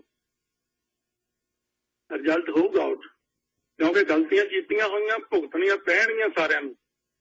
ਜਿਨ੍ਹਾਂ ਨੇ ਜਿਹੜੀਆਂ ਗਲਤੀਆਂ ਕੀਤੀਆਂ ਸਾਰੀਆਂ ਸਾਹਮਣੇ ਆਉਣਗੀਆਂ, ਔਰ ਉਹਦਾ ਵਿਜਾਨਾ ਦੇਣਾ ਪਊਗਾ ਸਾਰਿਆਂ ਨੂੰ। ਜਿਨ੍ਹਾਂ ਨੇ ਜਿਹੜੀਆਂ ਬਾਣੀਆਂ ਨਾਲ ਛੇੜਖਾਨੀਆਂ ਕੀਤੀਆਂ, ਗਲਤੀਆਂ ਕੀਤੀਆਂ, ਘੱਟ ਪੜੀਆਂ, 2 4 6 महीने की कहना 4 5 साल तक एक एक चीज का निस्तारा करनगे महाराज। फिर ना रोयो, फिर ना कहो साथों गलती हो गई, सानू पता नहीं सी, क्योंकि असी गलत गलत कहनी नहीं, ना ही महापुरखा ने कहनी। और सतगुरु कहे सिमरो जास विश्वंभर एक है जिहड़ा साडे पेट नूं, सारे विश्व के पेट नूं, पशुआं नूं, पंछियां नूं 84 लाख जोन पाई, रिजक दिया सब हूं को तदका, वाह गुरु तेरा सब सदका। वो निरंकार जो सारे दे पेट में भरदा है, ओहदा जाप करया करो। नाम जपत अगनत अनेक है, अगनत दा गिनती तो रहत जो परमात्मा ओहदे नाम अनेकां ने, जपण वाले भी गिनत ने। संसार दे पालन वाले नूं सिमरो जास कहने जिहदे नाम अनेकां ने अते जपण वाले भी अगिणत ने, अणगिणत ने। पाठ की शुद्धि भी करनी है। एक रागी सिंह कीर्तन करता सी हरमंदर साहब, मैं उन्होंने बेनती की थी तुहानूं दसदा, वो कहे नाम जापत अगनत कहना अगनत। मैं को अगनत क्यों करते हो? अगनत गगनत ता वखरा जमा पा के अगनत पाठ है, गिनती तो रहत। वेद पुराण सिमरत सुधाक्षर, 4 वेद 18 प्राण 27 सिमरतियां दे अखर अखर नूं सुधाक्षर सोधिया है, विचारिया है, देखिया है। सिमरत वेद पुराण पुकारन पोथियां, नाम बिना सब कूड़ गाली होछियां। बहुत शास्त्र बहुत सिमरती पेखे सब ढंढोल, पूजस नाही हर हरे, नानक नाम अमोल। इन्ने राम नाम एक अक्षर, अक्षर हुंदा अंत नूं, अक्षर हुंदा एक अखर परमात्मा दा। वो एक राम दा नाम ही सुखां दा साधन निश्चय कीता गया। राम परमेश्वर वाहिगुरु जिहड़ा गुरमंत्र आपां नूं बख्शिया, नाम तो ओहदे बहुत ने। कीर्तन नाम कथे तेरे जेवा, सत नाम तेरा परा पूरबला। कीर्तन नाम ओहदे बहुत ने। किरत करके पए हुए नामां नूं आपां कहने अमृत के दाते, हलत पल के राखे, लोक परलोक के सहाई, बाजां वाले, तीरां वाले, चक्रां वाले, नीले वाले, आनंदपुर वासी सारे ओहदे उदां नाम ने, पर असल नाम धन गुरु गोबिंद सिंह साहिब जी महाराज है। क्यों? ओहदे अखर नाम ने, राम है, श्याम है, गोबिंद है, दामोदर है, माधवी है, मुरारी है। नाम ओहदे बहुत ने, पर जिहड़ा सानू मंत्र मिलिया गुरु तो वह गुरमंत्र है वाहिगुरु। महाराज कहने वाहिगुरु मंत्र का अभ्यास करी जाओ, नाम जपी जाओ। बाणी सुते सिद्ध नाम जपाउंदी है। देखो सुते सुखमनी सहज गोबिंद गुण नाम, सुखमनी साहब दे विच परमात्मा दा नाम सुते सिद्ध बाणी दी एक एक पंक्ति विच नाम आउंदा। नाम बाणी वैसे ही जपाई जाती है। इनका एक जैसो जी बसावै। महाराज सच्चे पातशाह कहते ने एक किनका मात्र जिहदे हिरदे च सिक्ख्या बस गई, जिहदे किनका मात्र नाम दी कणी हिरदे च बस गई। एक किनका हुंदा संभालिया नहीं जाता। सूई दे नक्के नूं, सूई नूं लैके ना मिट्टी होवे किते, मिट्टी दे विच दी सूई नूं इदां कड्डो, ओहदे उत्ते नोक दे उत्ते माड़ा जिहा किणका लग्या होवे, इन्ना किणका ही नाम दा एक जीव दे विच रख देण तां संभालना औखा हो जांदा। इन्नी पावर आ नाम दे विच। किणका एक जिस दे सस्ते औंकड़ नूं कि जिस इक्को ही बंदे दी गल है कि जिस जीव दे हिरदे च वसांदे आ ताकि महिमा गनी ना आवे। वो किणका ए ते जिहदे च वस गया ओहदी महिमा नूं कोई गिन नहीं सकता, ओहदी महिमा को कथन नहीं कर सकता। मन्ने की गत कही ना जाए, जे को कहे पिछे पछताए, कागज कम न लिखण हार। मन्ने का बह करन विचार। कहते थोड़ा समा भी जिन्हें दिल विच हिरदे च नाम नूं वसाया जपिया, एक मन एक चित्त होके एक चित्त जे एक छिन ध्यायो, काल फास के बीच ना आयो। वो एक छिन कदों आना, पहला मूंह नाल लखां वारी वाहिगुरू कहना पैना, करोड़ां वारी कहने वाहिगुरू वाहिगुरू वाहिगुरू वाहिगुरू वाहिगुरू। इन्ना नाम जपिया, इन्ना ये तो मन नूं जगाउण वास्ते ही जपदा। जदों मन जाग पिया, मन ने तो एक वारी वाहिगुरू कहना बस। जदों मन साडा एक बार वाहिगुरू कह गया, समझ लो गल बन गई, बस किणका बस गया हिरदे। ਮਨ ਵਿੱਚ ਨਾਮ ਵਸਾਉਣ ਲਈ ਸਾਨੂੰ ਬਹੁਤ ਮਿਹਨਤ ਕਰਨੀ ਪੈਂਦੀ ਹੈ। ਸਤਿਗੁਰੂ ਕਹਿੰਦੇ ਜਿਨ੍ਹਾਂ ਦੇ ਹਿਰਦੇ 'ਚ ਕਿਣਕਾ ਵਸਿਆ ਕਾਂਖੀ ਏਕ ਦਰਸ ਤੁਹਾਰੋ। ਮਹਾਰਾਜ ਕਹਿੰਦੇ ਵਾਹਿਗੁਰੂ ਜਿਨ੍ਹਾਂ ਨੇ ਇੱਕ ਤੁਹਾਡੇ ਦਰਸ਼ਨਾਂ ਦੀ ਕਾਂਖੀ ਦਾ ਕਾਂਖਸ਼ਾ ਨਾਮ ਹੁੰਦਾ ਇੱਛਾ ਦਾ, ਜਿਨ੍ਹਾਂ ਨੂੰ ਦਰਸ਼ਨਾਂ ਦੀ ਇੱਛਾ ਨਾ, ਦੇਖੋ ਦਰਸ਼ਨਾਂ ਦੀ ਇੱਛਾ ਵਾਲੇ ਨੂੰ ਜਿਸ ਜਨ ਕੋ ਪ੍ਰਭ ਦਰਸ ਪਿਆਸਾ ਨਾਨਕ ਤਾਕੈ ਬਲ ਬਲ ਜਾਸਾ। ਕੂੜ ਕਬਾੜ ਇਕੱਠਾ ਕਰਨਾ ਤਾਂ ਬਹੁਤ ਦੁਨੀਆ, ਮੈਨੂੰ ਆਹ ਦੇ ਦਿਓ ਆਹ ਦੇ ਦਿਓ ਆਹ ਦੇ ਦਿਓ। ਸਤਿਗੁਰੂ ਕਹਿੰਦੇ ਓਏ ਚੱਲ ਇਹ ਦੇ ਦਿਓ ਪਰੇ, ਮੰਗਤਾ ਹੈਗਾ ਰੋਜ਼ ਮੰਗਣ ਆ ਜਾਂਦਾ। ਬਥੇਰੇ ਮੰਗਤੇ ਗੁਰੂ ਦੇ ਦਰ ਤੋਂ ਮੰਗਦੇ ਨੇ, ਪਰ ਜਿਹੜੇ ਦਰਸ਼ਨਾਂ ਦੀ ਇੱਛਾ ਵਾਲੇ ਨਾ ਉਹਨਾਂ ਨੂੰ ਬਹੁਤ ਚਾਹ ਕੇ ਲੈਂਦੇ, ਪਿਆਰ ਬੜਾ ਕਰਦੇ ਉਹਨਾਂ ਨੂੰ। ਆਹ ਮੇਰਾ ਪਿਆਰਾ, ਆਹ ਮੇਰਾ ਗੁਰਮੁਖ ਪਿਆਰਾ ਪਦਾਰਥਾਂ ਤੋਂ ਉੱਤੇ ਉੱਠ ਗਿਆ।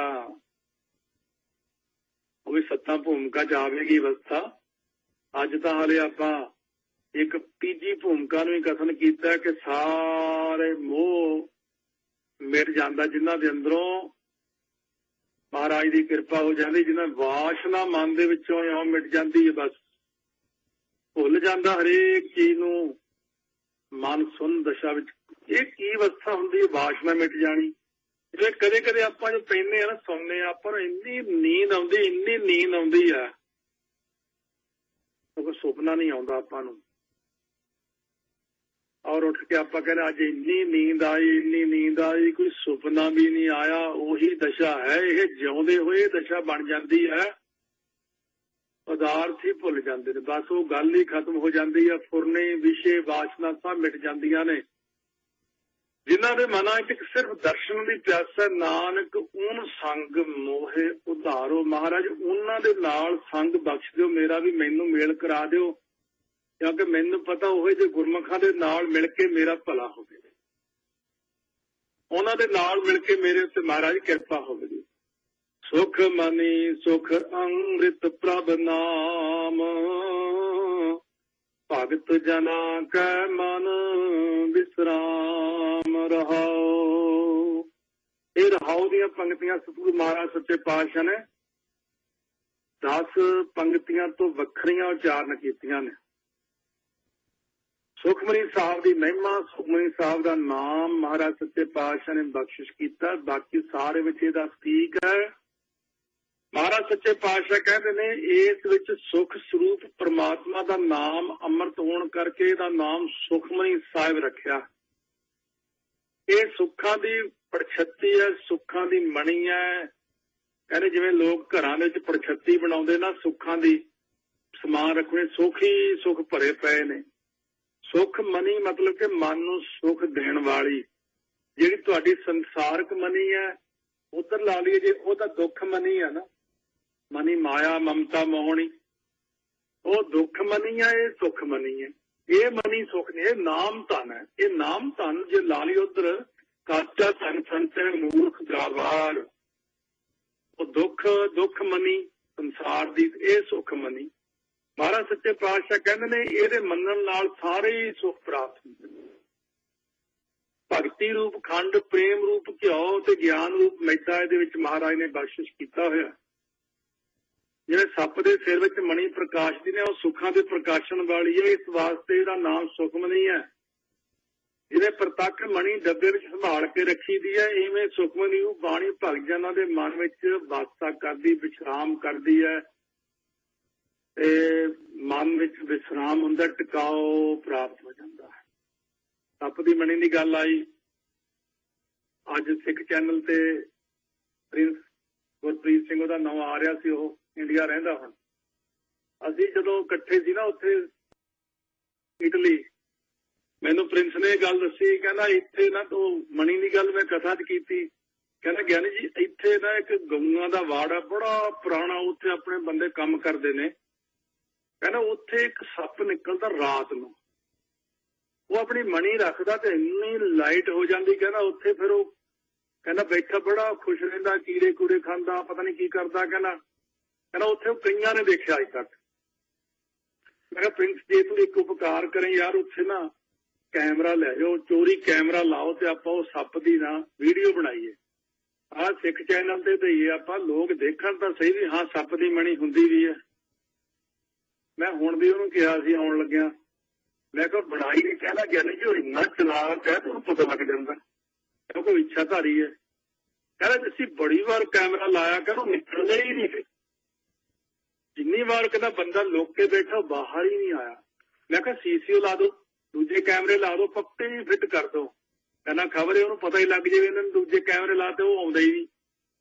कहना वैसे उत्थे जिन्ने गਊਆਂ ਦੇ ਕੰਮ ਕਰਨ ਵਾਲੇ ਉਹਨਾਂ ਨੂੰ ਸਾਰਿਆਂ ਨੂੰ ਪਤਾ ਕਿ ਇੱਥੇ ਸੱਪ ਰਹਿੰਦਾ, ਔਰ ਉੱਥੋਂ ਦੇ ਇਟਾਲੀਅਨ ਬੰਦੇ ਵੀ ਦੱਸਦੇ ਵੀ ਇਹ ਜਦੋਂ ਨਿਕਲਦਾ ਤਾਂ ਰਾਤ ਨੂੰ ਬਿਨਾਂ ਲਾਈਟ ਤੋਂ ਇੰਨੀ ਲਾਈਟ ਹੋ ਜਾਂਦੀ ਮਣੀ ਦੀ। ਇਹ ਮੈਨੂੰ ਮਲੇਸ਼ੀਆ ਵੀ ਇੱਕ ਬੰਦੇ ਨੇ ਕਿਹਾ ਸੀ ਕਿ 30 ਸਾਲ ਤੋਂ ਐਨੀਮਲ ਰਿਸਰਚ ਕਰ ਰਿਹਾ, ਮੇਰੀ ਜ਼ਿੰਦਗੀ 'ਚ ਇਹ ਚੀਜ਼ ਕਦੇ ਆਈ ਨਹੀਂ। ਮੈਂ ਕਿਹਾ ਜਿੱਦਣ ਸਾਡੇ ਸਾਹਮਣੇ ਸੱਪ ਆ ਗਿਆ ਨਾ ਅਸੀਂ ਵੀਡੀਓ ਬਣਾ ਕੇ ਦਿਖਾਉਣੀ ਆ ਸਾਰਿਆਂ ਨੂੰ। ਕਈ ਲੋਕ ਕਹਿੰਦੇ ਹੰਸ ਨਹੀਂ ਹੁੰਦੇ, ਕੋਈ ਕਹਿੰਦਾ ਆਹ ਨਹੀਂ ਹੁੰਦਾ। ਅਸਲ ਵਿੱਚ ਇਹ ਚੀਜ਼ਾਂ ਅਲੋਪ ਹੋ ਗਈਆਂ ਤਾਂ ਨਹੀਂ ਹੁੰਦਾ ਤਾਂ ਸਾਰਾ ਕੁਝ ਹੀ ਹੈ। ਜਿਵੇਂ ਕੋਈ ਕੱਲ ਸਿੰਘ ਮਿਲਿਆ ਕਹਿੰਦੇ ਜਿਵੇਂ ਤੁਸੀਂ ਕਥਾ 'ਚ ਦੱਸਿਆ ਮੂਲ ਮੰਤਰ ਐ ਕਰੋ ਏਦਾਂ ਕਰੋ, ਮੈਂ ਕਹਿੰਦਾ ਸਾਰਾ ਉਵੇਂ ਕਰਦਾ ਗਿਆ। ਕਹਿੰਦਾ ਕਹਿੰਦੇ ਜੀ ਉਦਾਂ ਹੀ ਸਾਰਾ ਕੁਝ ਦਿਖਿਆ ਜਿਵੇਂ ਤੁਸੀਂ ਦੱਸਿਆ, ਪ੍ਰਕਾਸ਼ ਵੀ ਦਿਖਿਆ, ਦਰਸ਼ਨ ਵੀ ਹੋਏ। ਮੈਂ ਉਹਨੂੰ ਇੱਕ ਪੰਕਤੀ ਕਹੀ, ਹੈ ਤਾਂ ਸਹੀ ਲਖੈ ਜੋ ਕੋਈ, ਹੈ ਤਾਂ ਸਹੀ ਰੱਬ ਹੈ ਤਾਂ ਹੈ ਨਾ, ਪਰ ਜਾਣਦਾ ਉਹਨੂੰ ਕੋਈ ਹੈ, ਦੇਖਦਾ ਉਹਨੂੰ ਕੋਈ ਹੈ। ਜਿਸ ਨੋ ਤੂੰ ਜਾਣ ਆਏ ਸੋਈ ਜਨ ਜਾਣੈ, ਹਰ ਗੁਣ ਸਾਧ ਹੀ ਆਖ ਬਖਾਣੈ, ਜਿਨ ਹਰ ਸੇਵਿਆ ਤੁਮ ਸੁਖ ਪਾਇਆ, ਸਹਿਜੇ ਹੀ ਹਰ ਨਾਮ ਸਮਾਇਆ।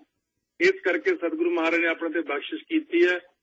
ਭਗਤ ਜਨਾਂ ਦੇ ਮਨ ਵਿੱਚ ਵਿਸਰਾਮ ਕੀ ਹੁੰਦਾ, ਵਿਸਰਾਮ ਦਾ ਟਿਕਾਓ, ਮਨ ਟਿਕ ਜਾਂਦਾ ਉਹਨਾਂ ਦਾ।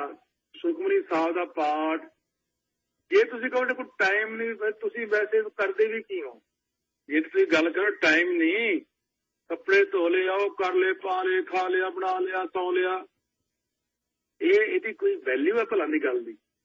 ਮਹਾਰਾਜ ਨੇ ਲਿਖਤਾ ਕਿ ਅਵਰ ਕਾਜ ਤੇਰਾ ਕਿਤੇ ਨਾ ਕਾਮ, ਮਿਲ ਸਾਧ ਸੰਗਤ ਭਜ ਕੇਵਲ ਨਾਮ। ਦੇਖੋ ਸਪੈਸ਼ਲ ਟਾਈਮ ਕੱਢਣਾ ਚਾਹੀਦਾ। ਲੋਕ ਛੁੱਟੀਆਂ ਵਿੱਚ ਜਾਂਦੇ ਨੇ, ਪੰਜਾਬ ਜਾਂਦੇ, ਕੋਈ ਕਿਤੇ ਜਾਂਦੇ, ਮੈਂ ਉਹਨਾਂ ਨੂੰ ਮਨਾ ਕਰਦਾ ਹੁੰਦਾ ਵੀ ਤੁਸੀਂ ਹਰ ਸਾਲ ਨਾਲ ਤੁਰੇ ਰਿਹਾ ਕਰੋ। ਕਦੇ 2 ਮਹੀਨੇ ਦੀਆਂ ਛੁੱਟੀਆਂ 'ਚ ਬਹਿ ਕੇ ਸਾਰਾ ਟੱਬਰ ਮੂਲ ਮੰਤਰ ਹੀ ਕਰੀ ਜਾਓ, ਤਾਂ ਸੁਖਮਨੀ ਸਾਹਿਬ ਦਾ ਹੀ ਪਾਠ ਕਰੀ ਜਾਓ ਸਾਰੇ ਬੈਠੇ। ਉਹ ਕਦੇ ਆਨੰਦ ਤਾਂ ਬਣਾਓ। ਆ 3 ਦਿਨ ਆਪਾਂ ਘਰੇ ਅਖੰਡ ਪਾਠ ਕਰਾਉਣੇ ਆ, ਸਾਫ਼ ਸਾਈ ਹੋ ਜਾਂਦੇ ਆ।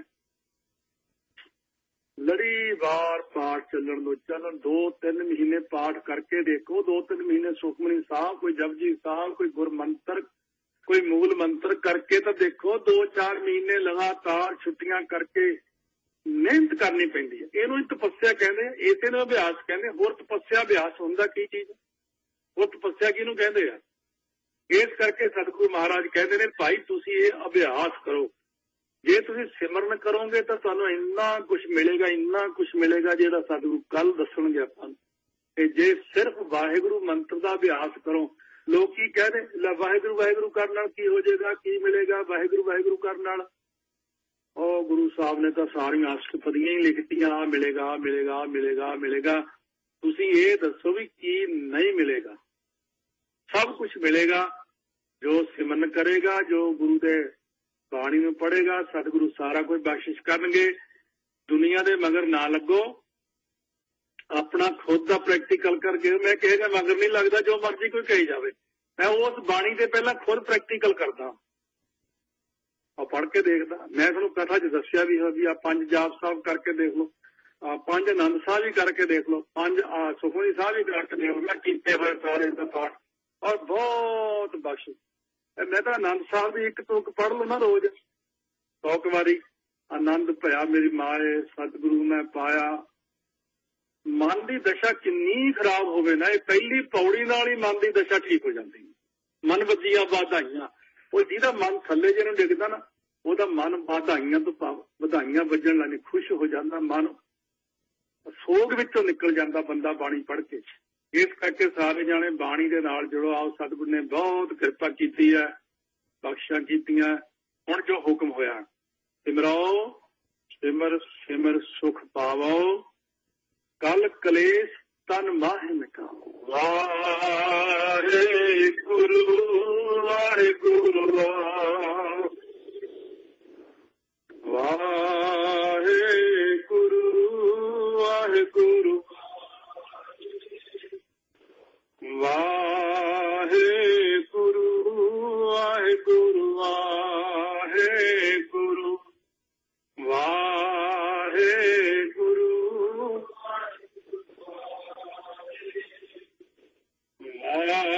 ਵਾਹਿਗੁਰੂ ਵਾਹਿਗੁਰੂ ਵਾਹਿਗੁਰੂ ਵਾਹਿਗੁਰੂ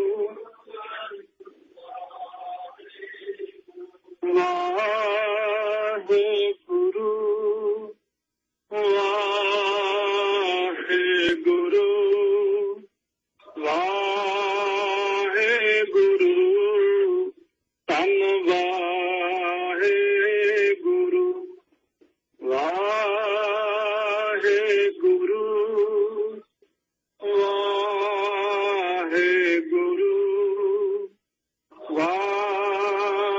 ਵਾਹਿਗੁਰੂ ਧੰਨ ਵਾਹਿਗੁਰੂ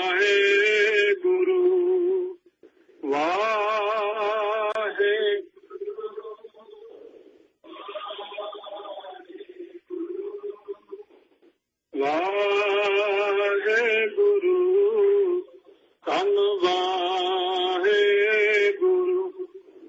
ਵਾਹਿਗੁਰੂ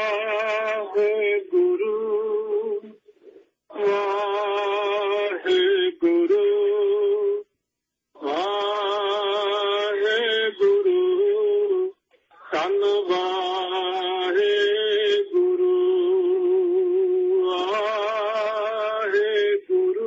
ਵਾਹਿਗੁਰੂ ਵਾਹਿਗੁਰੂ ਵਾਹਿਗੁਰੂ ਧੰਨ ਵਾਹਿਗੁਰੂ ਵਾਹਿਗੁਰੂ ਵਾਹਿਗੁਰੂ ਵਾਹਿਗੁਰੂ ਤੁਮ ਮਾਤ ਪਿਤਾ ਹਮ ਬਾਰਿਕ ਤੇਰੇ ਤੁਮਰੀ ਕਿਰਪਾ ਮੈਂ ਸੁਖ ਕਨੇਰੇ ਤੁਮ ਮਾਤ ਪਿਤਾ ਹਮ ਬਾਰਿਕ ਤੇਰੇ ਤੁਮਰੀ ਕਿਰਪਾ ਮੈਂ ਸੁਖ ਕਨੇਰੇ ਧੰਨ ਗੁਰੂ ਨਾਨਕ ਧੰਨ ਗੁਰੂ ਨਾਨਕ ਧੰਨ ਗੁਰੂ ਨਾਨਕ ਧੰਨ ਗੁਰੂ ਨਾਨਕ ਧੰਨ ਗੁਰੂ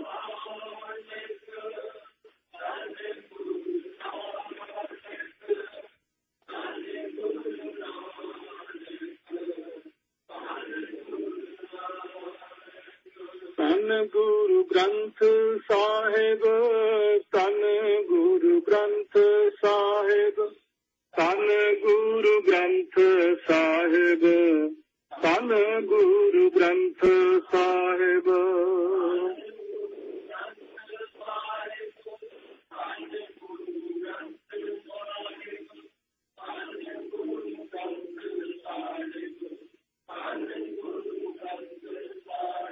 ਧੰਨ ਗੁਰੂ ਗੋਬਿੰਦ ਸਿੰਘ ਜੀ ਧੰਨ ਮਾਤਾ ਸਾਹਿਬ ਕੌਰ ਧੰਨ ਗੁਰੂ ਗੋਬਿੰਦ ਸਿੰਘ ਜੀ ਧੰਨ ਮਾਤਾ ਸਾਹਿਬ ਕੌਰ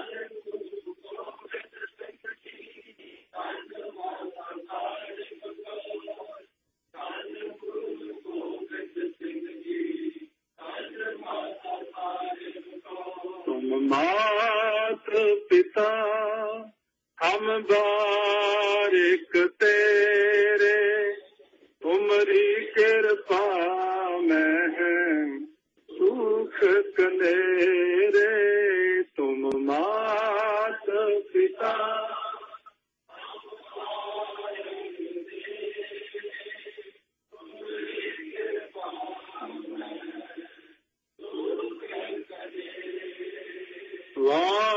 ਵਾਹਿਗੁਰੂ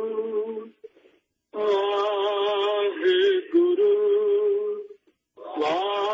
ਵਾਹਿਗੁਰੂ ਧੰਨ ਵਾਹਿਗੁਰੂ ਵਾਹਿਗੁਰੂ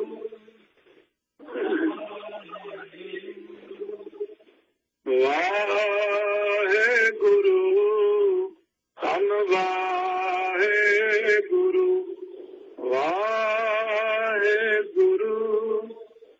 ਵਾਹਿਗੁਰੂ ਵਾਹਿਗੁਰੂ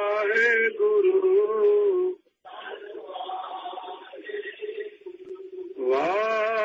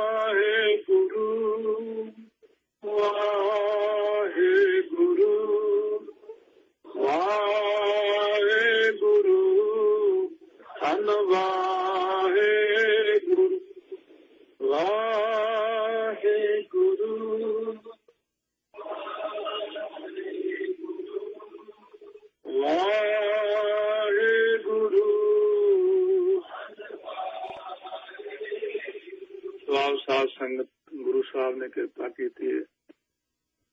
ਵਾਹਿਗੁਰੂ ਦੂਰ ਨਹੀਂ ਹੈਗੇ, ਵਾਹਿਗੁਰੂ ਤਾਂ ਅੰਦਰ ਹੀ ਬੈਠੇ ਤੁਹਾਡੇ। ਵਾਹਿਗੁਰੂ ਤਾਂ ਵਿਆਪਕ ਵੀ ਨੇ। ਵਾਹਿਗੁਰੂ ਗੁਰੂ ਸਾਹਿਬ ਰੂਪ ਹੋ ਕੇ ਬੈਠੇ।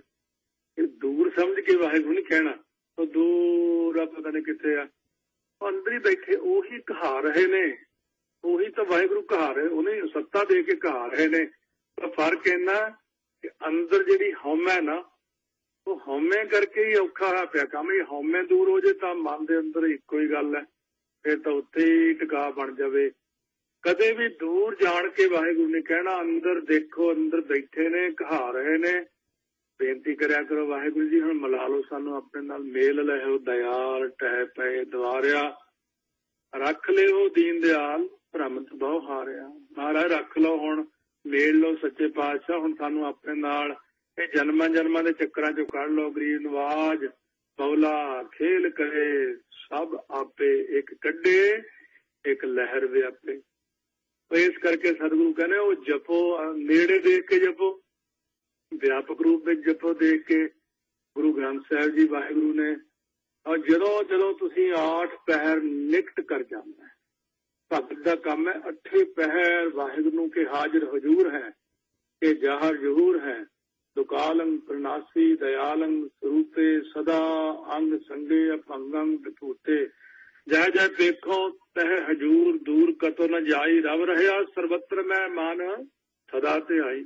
ਕੀ ਤੂਤ ਨਹੀਂ ਵਿਛੜੈ ਸੋ ਸੰਗੀ ਗਨੀਆਂ, ਬਿਰਸ ਜਾਏ ਜੋ ਨਿਮਕ ਮੈਂ ਸੋ ਅਲਪ ਸੁਖ ਭਨੀਆਂ। ਇਸ ਕਰਕੇ ਜਦੋਂ ਵੀ ਵਾਹਿਗੁਰੂ ਕਹਿਣਾ ਤੂੰ ਸੁਣ ਰਹੇ, ਕੋਲ ਹੀ ਅੰਗ ਸੰਗੀ ਹੈ। ਮੁੱਕਦੀ ਗੱਲ ਤੋਂ ਕਹਿੰਦੇ ਸੋਈ ਫਿਰਕੈ ਤੂੰ ਭਇਆ ਜਾ ਕੋ ਕਹਿਤਾ। ਔਰ ਜਿਹਨੂੰ ਕਹਿੰਦੇ ਸੀ ਉਹ ਹੋਰ ਰੱਬ ਹੈ, ਪਤਾ ਲੱਗਿਆ ਤਾਂ ਮੈਂ ਹੀ ਸੀਗਾ।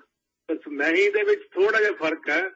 ਮੈਂ ਆਪਣੇ ਆਪ ਨੂੰ ਨਾਂ ਲੈ ਕੇ ਜਾਣਦਾ, ਮੈਂ ਕਦੇ ਨਹੀਂ ਸਮਝਿਆ ਕਿ ਮੈਂ ਆਤਮਾ ਹਾਂ। ਬਸ ਮੈਂ ਆਤਮਾ ਹਾਂ, ਮੈਂ ਹੋਰ ਕੁਛ ਨਹੀਂ। ਆਉ ਜਾਣ ਕੇ ਠਾਕੁਰ ਗਾਈ ਹੈ ਆਤਮ ਰੰਗ। ਉਹ ਬਾਰ-ਬਾਰ ਕਹਿੰਦੇ ਆਤਮਾ ਰੂਪ ਹੋ ਕੇ ਗਾਓ, ਮਨ ਰੂਪ ਹੋ ਕੇ ਨਾ ਗਾਓ। ਆਤਮਿਕ ਤੌਰ ਤੇ ਜਦੋਂ ਸਿਮਰਨ ਕਰਾਂਗੇ, ਅੰਦਰ ਸਮਝਾਂਗੇ। ਤੁਸੀਂ ਉਹ ਨਾ ਕਿਹਾ ਕਰੋ ਰੱਬ ਮਿਲਿਆ ਨਹੀਂ, ਰੱਬ ਦਿਖਿਆ ਨਹੀਂ। ਉਹ ਤਾਂ ਮਿਲਿਆ ਵੀ ਹੋਇਆ, ਦਿਖਦਾ ਵੀ ਹੈ, ਸਾਰਾ ਕੁਝ ਹੀ ਕੋਲ ਹੀ ਆ। ਬਸ ਸਿਰਫ ਅਨੁਭਵ ਦੀ ਲੋੜ ਹੈ। ਔਰ ਜੇ ਤੁਸੀਂ ਉਹਨੂੰ ਅਨੁਭਵ ਕਰੋਗੇ ਤਾਂ ਥੋੜੇ ਦਿਨਾਂ ਦੀ ਖੇਡ ਹੀ ਆ। ਫਿਰ ਜੇ ਤੁਸੀਂ ਕਹੋਗੇ ਦੂਰ ਆ, ਫਿਰ ਦੂਰ ਆ। ਗਾਵੇ ਕੋ ਜਾਪੈ ਦਿਸੈ ਦੂਰ, ਗਾਵੇ ਕੋ ਵੇਖਾ ਹਾਦਰਾ ਦੂਰ। ਕਹਿੰਦੇ ਕਰਮੀ ਆਪੋ ਆਪਣੀ, ਕੇ ਨੇੜਾ ਕੇ ਦੂਰ। ਐਨੇ ਤੁਸੀਂ ਦੂਰ ਸਮਝੋਗੇ, ਕਹਿੰਦੇ ਤੇਰੀ ਸ਼ਰਧਾ, ਤੂੰ ਦੂਰ ਸਮਝਦਾ, ਚੱਲ ਮੈਂ ਦੂਰ ਤੈਥੋਂ। ਤੂੰ ਨੇੜੇ ਸਮਝਦਾ, ਚੱਲ ਮੈਂ ਤੇਰੇ ਨੇੜੇ। ਤੂੰ ਅੰਦਰ ਸਮਝਦਾ ਤਾਂ ਮੈਂ ਤੇਰੇ ਅੰਦਰ। ਤੂੰ ਮੈਨੂੰ ਅੱਖਾਂ 'ਚ ਸਮਝਦਾ ਤਾਂ ਮੈਂ ਅੱਖਾਂ ਵਿੱਚ ਹੈ। ਕਿਉਂ? ਜਾਣੋ ਕਿ ਮਹਾਰਾਜ ਸਾਡੇ ਅੰਗ ਸੰਗ ਹੈ, ਨਾਲ ਨੇ, ਕੋਲ ਨੇ, ਹਿਰਦੇ 'ਚ ਬੈਠੇ ਨੇ। ਸਭ ਕੁਛ ਉਹਨਾਂ ਦਾ ਆਪਣਾ ਹੀ ਹੈ। ਆਨੰਦ ਸਾਹਿਬ ਵਿੱਚ ਦੇਖਿਓ ਮਨ ਅੱਖਰ ਕਿੰਨੀ ਵਾਰ ਆਉਂਦਾ ਤੇ ਕੀ ਕੀ ਵਿਚਾਰ ਦੇ ਰਹੇ ਨੇ। ਸਤਿਗੁਰੂ ਬਖਸ਼ਿਸ਼ ਕਰਨੇ। ਰਾਮ ਕਲੀ ਮਹੱਲਾ ਤੀਜਾ। ਆਨੰਦ। ਵਾਹਿਗੁਰੂ ਜੀ ਕਾ ਖਾਲਸਾ, ਵਾਹਿਗੁਰੂ ਜੀ ਕੀ ਫਤਿਹ। ਗੁਰੂ ਪਿਆਰੀ ਸਾਧ ਸੰਗਤ ਜੀਓ, ਆਪ ਜੀ ਨੇ ਗੁਰਮਤਿ ਦੀਆਂ ਵਿਚਾਰਾਂ ਕਥਾ ਸਰਵਣ ਕੀਤੀ ਹੈ।